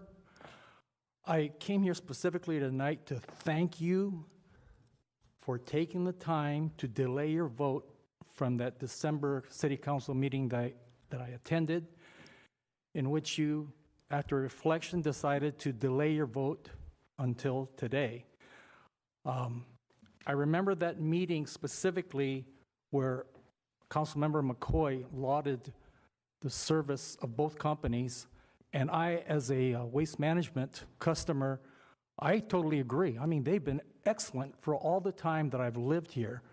In fact, I've developed a personal relationship with all 3 of my drivers. They're excellent. And whenever I've called Waste Management, they offer excellent customer service. So bottom line, I agree as a homeowner, as a consumer, with their quality. And so I agree there. However, I specifically remember Councilmember Bill De La Pena saying that inasmuch as this is a $20 million, and I'm looking at the my edition of the Acorn, Thousand Oaks Acorn, that this is a $20 million annual contract per year. Is that right? I don't know if that's a total contract over 5 years as opposed to $20 million per year. I think that's a big decision. And therefore, I'm, as an ordinary citizen, I really appreciated the time that you took to do your extra due diligence, because I appreciate the fact that Waste Management's doing a good job and they're in business to make a profit. I understand that, and they should get one that's reasonable. And by the same token, the city residents, and especially, I'm not a business owner, but if I were a business owner, I thought to myself in that meeting, if I'm looking at a 54% in that slide cumulative increase over the next 5 years, I'd be pretty concerned. And I'd think to myself, I hope the city council members are going to look at this really well and make an informed and thoughtful decision, which I know you have. So regardless of what you decide tonight, thank you. I mean, this is local government in action that's really representative of the finest. So thank you so much. Whatever you decide. And Waste Management, keep up the good job. Thank you, Fred. Bill Barrett, followed by Mark Jacobson. Evening, Bill. Good evening, Honorable Mayor, council members, and staff. My name is Bill Barrett, and I live with my family in the Ojai Valley. And I'd first like to compliment you on your choice of Chief of Police. I see him up there. Did a great job in Ojai, and our loss is your gain. I am the president and majority owner of Benco Power Sweeping. Our company is a subcontracted street and parking lot provider for E.J. Harrison and Waste Management in New York City and several other areas for these two outstanding companies. We sweep approximately 36,000 curb miles in your city every year and remove approximately 2,200 tons of debris from your streets annually. I'm here tonight to make 3 points as to why you should approve the MOU negotiated with Waste Management and E.J. Harrison and direct staff to continue negotiations with these two exceptional companies. My first point is to continue negotiations and have city staff come back with a final agreement is clearly the most cost-effective and responsible decision. You've already agreed to spend close to $70,000 to assist with the current negotiations, and going out for an RFP could cost taxpayers another $200,000 in consulting fees. Why spend $250,000 and tie up staff for an extra year just to see if you can get a better deal? My experience is that going out for an RFP will cost you much more and will bring uncertainty about future service. I've had a very recent experience with another local city. My second point is a saying that has been around since the Stone Age. If it ain't broke, don't fix it. Thomas Bertram Lance, a former director of the Office of Management and Budget, is widely attributed with this saying when he tried to save Uncle Sam billions of dollars by explaining, that's the trouble with government, fixing things that aren't broken and not fixing things that are broken. You have not one, but two extremely reliable, competent, and invested companies working together to provide superior service to your city. And both companies give back to the community more than many realize. And my third and final point was stated very well in attachment number 4 of the staff report. An RFP process would be unfair to both Waste Management and E.J. Harrison. Why pit them against each other and maybe one other outside company who would have a clear advantage knowing their proposed rates? It makes no sense to me. You won't save money. If it ain't broke, don't fix it. And going out for an RFP, I think, would do more harm than good. Thank you. Thank you, Bill. Mark Jacobson, followed by Nan Drake. Good evening. My name is Mark Jacobson. I'm the Facilities Director at Cal Lutheran University. I'm here speaking in support of waste management and the continuance of the contract. I've been at Cal Lutheran for over 12 years now. That whole 12 years I've dealt closely with Steve Lee and waste management. Their customer service is excellent. One of my biggest irritations is getting texts from Steve at 8 o'clock at night telling me he's got our roll-offs arranged for delivery tomorrow or whatever it is. I'm obviously joking. Well, not about the texts. But I'm not irritated. But that's the kind of service that I've come to expect from Waste Management, and Cal Lutheran has as well. Waste Management has also been a big support in terms of helping to educate some of our students. They've come to campus, done trash audits for students that were interested in determining how much trash was in the waste stream, how much recyclables was in the waste stream. Again, it's about service. I think, again, the continuance would be a very good idea, in my opinion. So thank you very much for your time. Thank you, Mark. Nan Drake, followed by... That's fine. Bill, I had you last, so come on up. Good evening, Mayor, council members, and staff. My name is Bill Camarillo. I'm the CEO of Agrimen, and pleasure to speak to you tonight. I think everybody's done a great job of speaking about the great service that has been provided to the city, so I won't talk about the service part of it, but Agrimen has been the organics waste recycler for the city of Thousand Oaks for over 2 decades. and we're on the cusp of finally getting some permits in Ventura County to build state-of-the-art organics composting centers in our own county, less than 20 miles from the city of Thousand Oaks, where currently other compost centers that could potentially serve the city of Thousand Oaks are going to be 125 miles from here that are permitted. We started the permitting process 10 years ago, being anticipatory thinkers of the future and what was going to be required in the state of California. We love this great state, especially the city of Thousand Oaks, beautiful weather, beautiful communities, but California has decided for all of us that California can do better. So people need to understand why the trash rates are going up.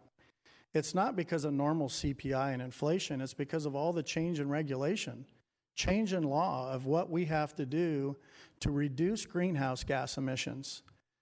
And you have a team that has collaborated for over 2 decades to keep the cost down and give you the best value. In choosing a waste provider or a service provider, you have to decide for your constituents whether you want a hamburger or a steak. And the city of Thousand Oaks deserves steaks. They always have. And I think Waste Management, the Harrisons, and the Agamen have been innovative, progressive, staying ahead of the law, making sure that we've invested in our future collectively. We have combined all the city's waste streams to build these facilities. It's going to cost over $20 million to build the Limonera Commercial Compost Center to serve Ventura County. No one city can afford it. So by collaborating, we've been able to keep the cost down on what it's going to take to meet the new mandate, SB 1383, which was adopted 2 weeks ago on Friday. It's real, it's here, it has penalties. We have till 2022 to meet the mandate.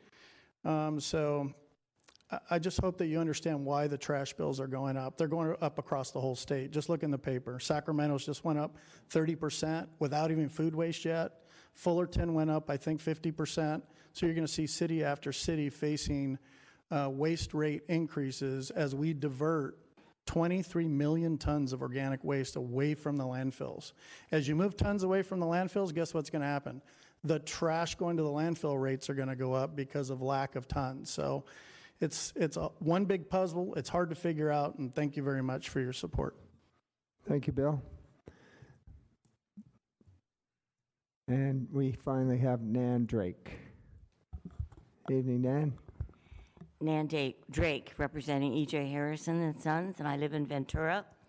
And this has been a long ride, and I think we're seeing the end of it.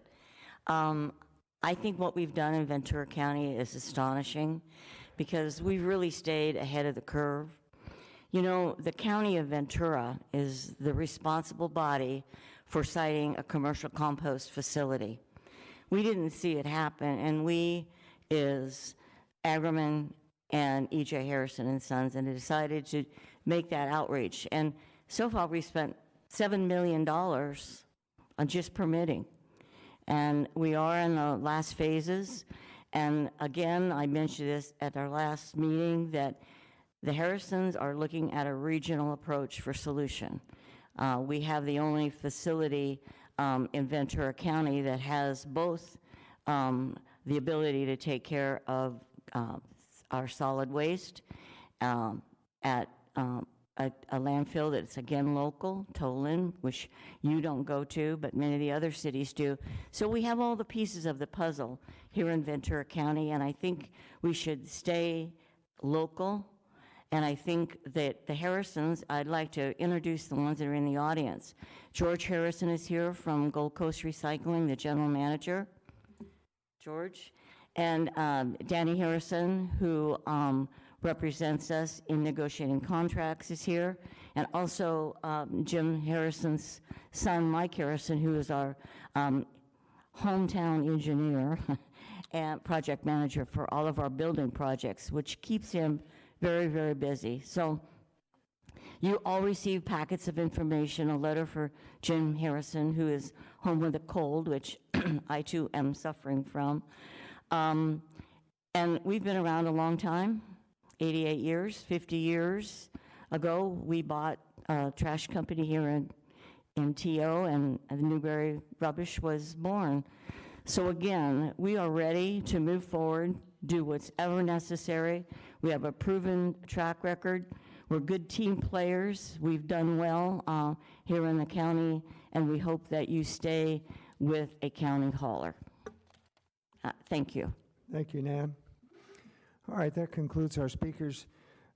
Dr. Cox, did you have anything to add? No, I don't. All right. All right, thank you. All right, lady and gentlemen. So we have a decision before us tonight. Mr. Mayor, I think there was just one comment from one of the public speakers referenced the valuation on the annual contract. If you could speak to that, Dr. Cox. Yes, all right, thank you. It is $20 million a year. Yes. The value of the contract. $20 million a year, yes. All right, very good. So we do have a decision to make this evening, and as one of the speakers mentioned, we put that decision off because we wanted to give it a little more thought because it is a big decision. And so here we are tonight to either decide whether to go ahead with a memorandum of understanding that we have with Waste Management in Harrison and bring back a final agreement, or authorize staff to process a non-extension and go out to the open market with a request for proposal. And with that, I'd like to open it up for discussion from my fellow council members. Councilmember Engler. Yeah, thank you, Mayor. This is a very difficult decision to make. All of us are customers of the waste haulers that we currently have in the city. I, for one, am happy with the service. I don't think it plays out when 97% of people are in favor of our trash haulers. They like our trash haulers. They've been involved in the community. Everything that's laudable about having a business in town. With that said, the other side of the coin is this is a $20 million a year for 15-year franchise that we are exploring. That is a lot of money that we need to make sure that the citizens are getting as good a deal as we can ensure. As I was listening to the speakers, I was struck by how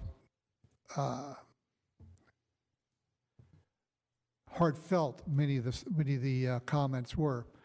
But I don't think if we were to keep things the same, I would expect that the same service would occur.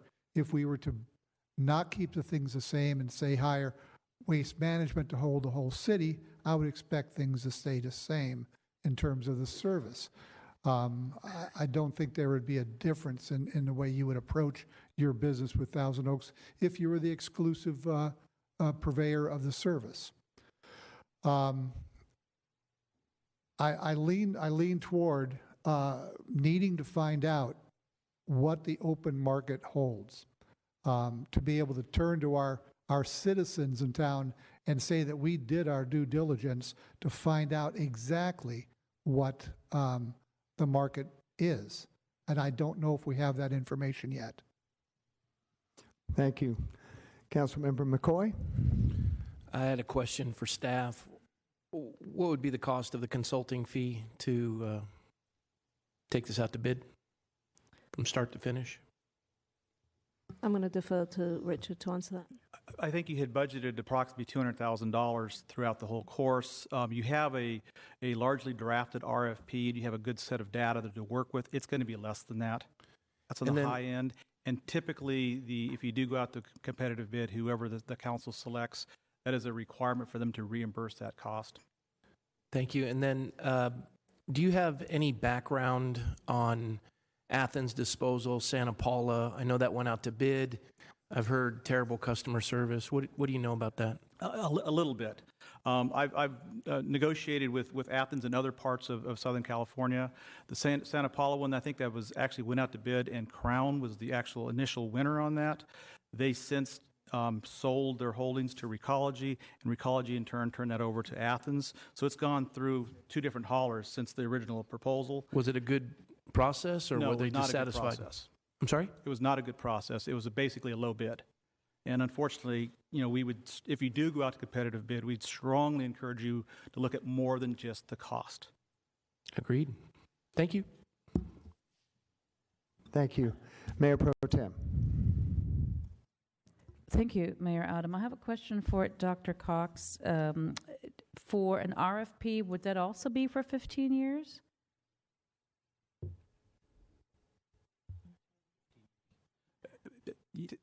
Yes, that is what we would recommend. Okay. So when you look at it, it's a $20 million per year contract over 15 years. That's $300 million. So the cost of the consulting fee is less than 1% when you look at the 15 years. That said, I had time to research and read the information that was provided by staff, and yes, waste rates will go up everywhere, and that's just really not avoidable. My rate just went up, and I'm a happy waste management customer as well. I have not had any issues. That said, I will restate what I said last December, which is when you have a $300 million contract potentially, it's very important to put that out to bid to make sure that with the market changing and with rates going up by more than 50% commercial over the next 5 years, it's important to find out what is out there.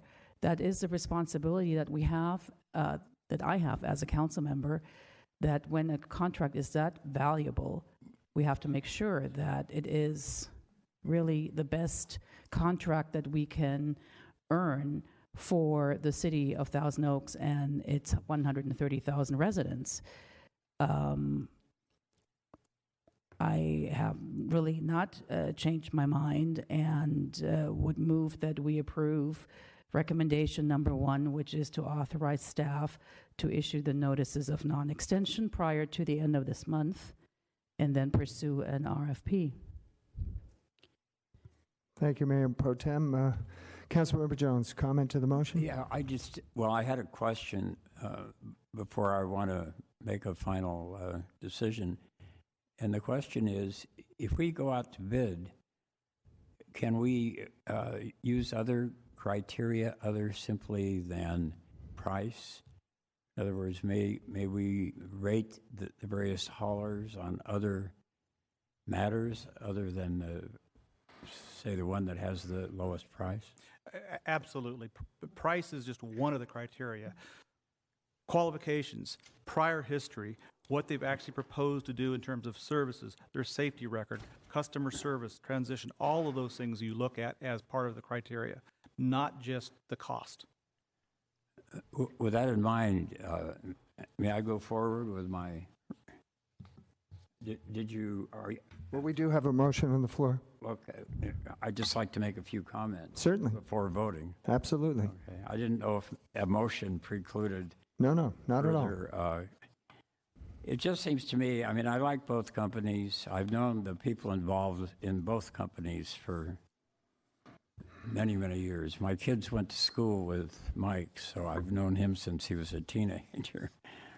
And as I said last time we were up, I was a good friend of the man who started Harrison Rubbish with collecting ashes and converting a car into a truck, named Elmo Harrison, who, if it weren't for Elmo, none of these other people would be here tonight. So I have very good relations with both companies, and I love the people involved in them. But it just seems to me, if I can play the devil's advocate for a minute, if we don't have competitive bids, we're really saying free enterprise. The free enterprise system is not a good idea.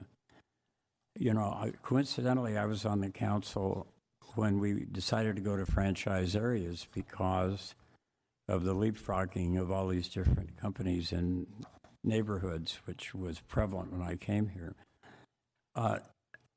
And we would currently have, I guess, the same 3 haulers if Waste Management had not bought 2 of them out. And I presume that was approved by the council. I'm sure it must have been. Harrison, of course, has been here for 50 years. But I just think that we're not really being fair to the ratepayers if we do not have some type of competitive bid. And this may sound like a heresy to the two trash companies, but I think if we're going to just automatically, approve 15 years at a time and just keep everybody the same, that we ought to be able to see your books. I mean, it's like you're a partner with the city, and I believe that if we don't go out to competitive bids, it would really show that we are not taking good care of our ratepayers. I agree with what Fred had to say, that we have great service right now, but he also, I think, was hinting at the fact that we ought to have competitive bidding. So I haven't exhausted all the things I was going to say, but I think I've said enough. So I'm in favor of going out for a competitive bid. Thank you, Councilmember Jones. Councilmember McCoy. I just want to say thank you to the staff for the extra work. And in agreement with Mayor Pro Tem Bill de la Peña, $200,000 is over the course of time, and that it's included in the bid to be returned to the city. I understand that. What I would ask is that you would include what is very apparent to all who have been present and the copious amounts of letters we've received from the public. The community service that both of these organizations have extended to the citizenry of our city. They're more than just a company that picks up our trash, the things that they do, and they're forward thinking. So if that's part of the process and you'd include that, I'd greatly appreciate it. I too am in agreement that bidding is important. And I appreciate all of you coming down tonight. So I'll yield to the remainder of the council. Thank you, Councilmember McCoy. Well, I think that the waste business is facing some challenges now that they haven't faced in decades, thanks to the state of California. Good challenges, environmentally sound challenges, but challenges nonetheless. Just the fact that the recyclable market has basically collapsed thanks to China. We used to be able to make money on recyclables. Now we got to process them and maybe even lose money. The fact that organic waste has to be processed 75% out of landfills. That means special kind of pickup, not to mention processing machines to accomplish that. I'm curious to see how different companies intend to get that accomplished. Because for me, as the gentleman at the dais said, it's not just about money. Yes, rates are important, but it's about the environment too. And I think I would really like to see some proposals as to how to accomplish some of these assembly bills that are in front of us. And as far as the money, yeah, it's a big contract, $20 million a year. I have to say we haven't had a request for proposal in decades. I don't think we've ever had one. Probably 30, 40 years. And so I guess it's probably about time. I think we might be able to get some economies of scale based on how many operators we happen to have. I think most important when it comes to the ratepayer, a really transparent process for a request for proposal equals the ability for us to defend the rates. And we all know, as we talked about tonight, the rates are going to go up, and we know that's not necessarily in your control, but they are going to go up, and we have to be able to defend that, why they're going up. And an RFP process will give us that defensibility, I believe. And so I'm going to support Mayor Pro Tem's motion. And Mayor Adam? And we have one more comment. Just one thing I'd like to add. Yes. And this is part of the going out to bid. In the audience is our trash engineer for our home that we've had for years. Name another service that gives you a Christmas card every year as they drop it off at your house. Try to put that in the calculations. They know us by name. I mean, it is a remarkable company. And I understand we want to bid this, but I just want to commend it. It's the most remarkable service my family's experienced in 20 years. Thank you, all of you. Thank you. Councilmember McCoy. Councilmember Engler. Yeah, just to tag along with Councilmember McCoy. In our RFP, thinking about how we're going to go about this, we have these people in the audience today. They're not city employees, but they're definitely people who work for the citizens. And I don't know how we can craft it, but to try to appreciate and to recognize the impact that our decisions may make on those folks as well. So that's part of my thinking, is that these people have put a lot of work into our city, and we need to recognize that and take care of them as well. Thank you. Mayor Pro Tem? Mr. Mayor, may I say one more thing? Just as soon as Mayor Pro Tem's done. Oh, pardon me. That's quite all right. Thank you. To answer your question, category number 2's customer service transition plan would maybe address that. But I wanted to say that when I had twins in 2005, they are now 14 years old, and when they started to walk, they couldn't wait for the trash truck on a Tuesday morning to arrive, and they would wave at the driver. I don't see the driver here now. I'm not sure if he's still with the company because it's been a while, but that was their highlight in the morning, to see on Tuesday mornings. So we do appreciate the work that you have done, and yes, you do more than just pick up the trash. You actually have a relationship with the residents whom you serve, so I did not want this to go unnoticed. Thank you. Councilmember Jones. Well, I don't have a personal relationship with my trash hauler, but I appreciate the fine work that they do, and I am very glad to hear that my fellow council members. I do know my postwoman very well, but not the trash hauler. I really expect that we're going to end up probably with these same two companies. And the question I asked, do we have to take the lowest price? And I heard we don't. So we're going to be able to evaluate this in every aspect, and I think that is going to give them the inside track. Thank you. Thank you. And you're correct, Councilmember Jones. We don't have to take the lowest rate, and I think we're going to be looking for value. I think it's going to be a competitive, fair, transparent process, and I think the track record of these two companies will certainly be taken into consideration. So if there's no more comments, I'm going to call the motion to a vote. I just want to... Oh, sorry. Councilmember Jones made a quick comment there. I just want to make sure, out of an abundance of clarity here, mentioned ending up with the same two haulers. Can you speak to that in terms of how an RFP process happens?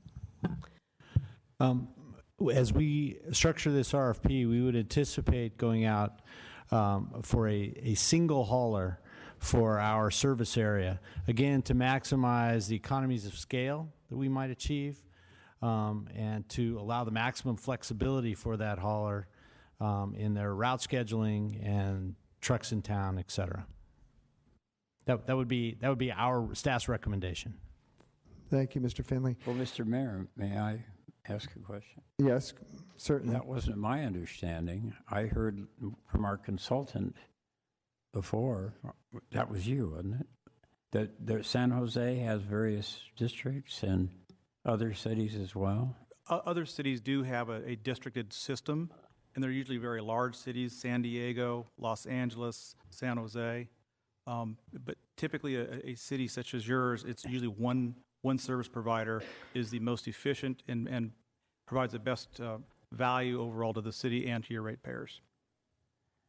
Well, can we have any input to this process of the structuring the RFP, or are we? I mean, is that just simply a staff? No, the council, I can speak to that, Councilmember Jones. It's the council's discretion how you want to structure the process. I think all you're hearing from the consultant is the best practice that he would recommend for a municipality of our size. Well, I would certainly like to have some council input before you make the final decision on the structure of the RFP, because I had a different understanding. There will be council input. However, just a moment, Bob, sorry. I think what they're suggesting is that in the RFP process, the most cost-efficient way to have a hauler may well be, in fact, one hauler because of just the economies of scale and the volume that's involved. That is the suggestion. But again, we'll have input into that process. Councilmember Inkler. Yeah, I hope we do have some input. It'd be very nice. I'm just in pursuing Councilmember Jones's question. For cities of our size, is there any particular advantage to going to multiple districts, or is that mainly for areas that are geographically different, or is it better just to go with a single hauler? Usually, if there's multiple haulers, it's for a much larger geographic area, and they may have the commercial sector with multiple haulers, but usually the residential sector is one hauler. Just for the council's benefit, what I would recommend and just confirmed with Mr. Finley is it would be staff's approach if the council decides to go with an RFP process that we would return to the council with an item that provides you some clarity in terms of our anticipated structure. The structure that was laid out to you as an example in the PowerPoint, that's an example of what's been done in other locations. We have complete flexibility in that. So be happy to bring that back to the council, and you can provide input in that. I'm sure we could come back with a two-hauler option versus a one-hauler option. But again, I think the one-hauler option is going to give us economies of scale and volume that are going to make rates more competitive. And it's going to be more administratively easy to also work with. But well, I did press the button. Go ahead, Ed. Last week I didn't, but tonight I did. Let me just say, in 1971, I believe we started, and we made 3 franchise districts out of a population of about 30,000. So, and it's worked out pretty well, hasn't it? I mean, that's what we'll find out. I really would hold to have 2 districts like we have now. So noted. And we have Councilmember McCoy. Thank you, Mayor. Just so noted, I'm scourged in the newspaper for having E.J. Harrison donate to my campaign, but I want to clearly understood that my desire is to keep both haulers because the job is remarkable. I've received nothing from Waste Management. And listen, EJ, keep all your donations. I don't want them. If you want to check back, you can have it. I just like the city having 2 remarkable organizations. And in this bidding process, I would ask that we would consider both. We want to save money. We're going to lose one of these remarkable organizations. That's always been my concern. We go out to bid, I would like it to see at least the option of both still operating. Thank you. Thank you. Yeah, well, I think we want to do what's best for the taxpayer, ultimately, and the residents. And if there, did you have something? Yeah, just, again, Mr. Powers? Big decision before the city council, so I'm always as I listen to the dialogue, I want to make sure that out of an abundance of clarity, making points. So this is an extremely complicated matter, as I think everybody recognizes. And part of the reason that the item was put in front of the council in the manner in which it was, which was a negotiated MOU under a structure with 2 haulers that was negotiated as previous ones have occurred, was that two-hauler option. Now we have the ability to structure an RFP process in any manner in which the council decides. But I think it's important that everyone recognize that putting inherent limitations in an RFP process is going to insert some complexities into the process that could impact that process. So I just want to make sure that point is out there, and if there are any additional questions, the council has an opportunity to ask those now. I think you bring up a very important point. We're going through an RFP process. It'll be our first one in decades. We don't want to restrict it to the point where we don't accomplish what we're trying to accomplish. And so I would definitely be not in agreement that we say we want X amount of haulers. Let's just get out there and see what we can do. And we can look at a number of options. But from my vantage point, I don't want to see any restrictions on an RFP. Mayor Pro Tem. Thank you, Mayor Adam. The point of this whole process and exercise is to get the most value for the residents and businesses of the city of Thousand Oaks. And the most value will most likely be provided by just one service purveyor, not two. When you have two, the cost will increase. So having looked at all of the information presented to us and listened to your testimony as well, an RFP can only be competitive if it's really one company. Otherwise, we might as well just continue with the MOU. Then we're back to square one if we go with either residential and then commercial, or one section of Thousand Oaks and a section of Newberry Park. So if our purpose and goal is to get the best value for the resident of Thousand Oaks, it has to be an RFP, and that will be awarded to just one purveyor. Thank you, Mayor Pro Tem. Councilmember Engler. Thank you, Mayor. Yeah, I think I agree with Councilmember Bill De La Pena, but there's also the caveat that I still don't think we're at a point where we have the proper information to make a decision on which hauler or what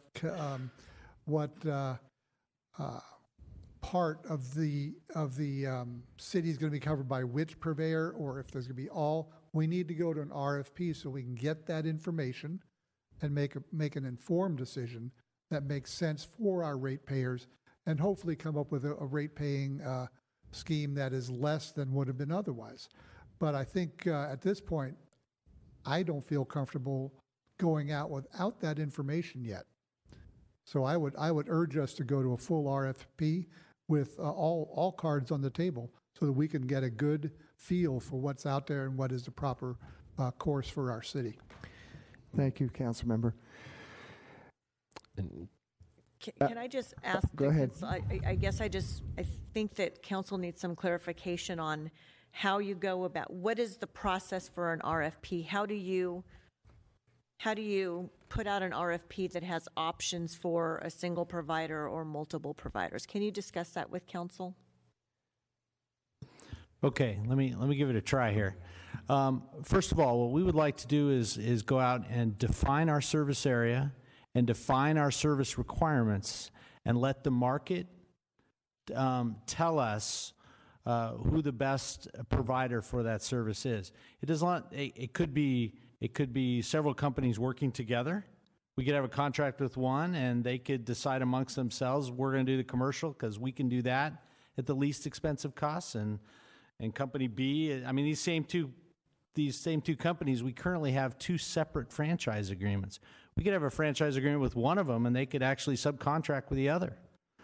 But again, we believe that the best value is to not artificially restrict the area, the service area, or the customer classes, and get the best value for our residents and our businesses.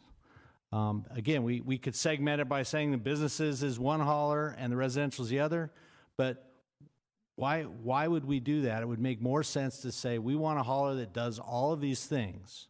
What is the market? What will the market bear? What is the best value for the citizens of Thousand Oaks? Thank you, Mr. Finley. And I'm presuming that is what your motion is calling for, an unrestricted request for proposal. That is what the motion is calling for. I think that's important. And just to add to that, as I mentioned again, our intent would be to come back to the city council and outline what those parameters look like, so the council would have an opportunity to see. Yes. All right. Are we done with our discussion? It looks like it. So Mayor Pro Tem has a motion on the floor. And do we need to restate the motion? We're pretty clear, right? All right. So let's have a vote.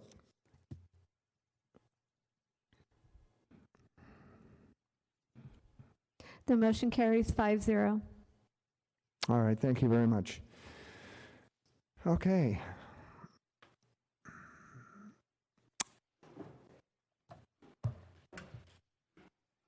We are going to move on now to council reports. We'll give the room just a moment to clear. Thank you for coming.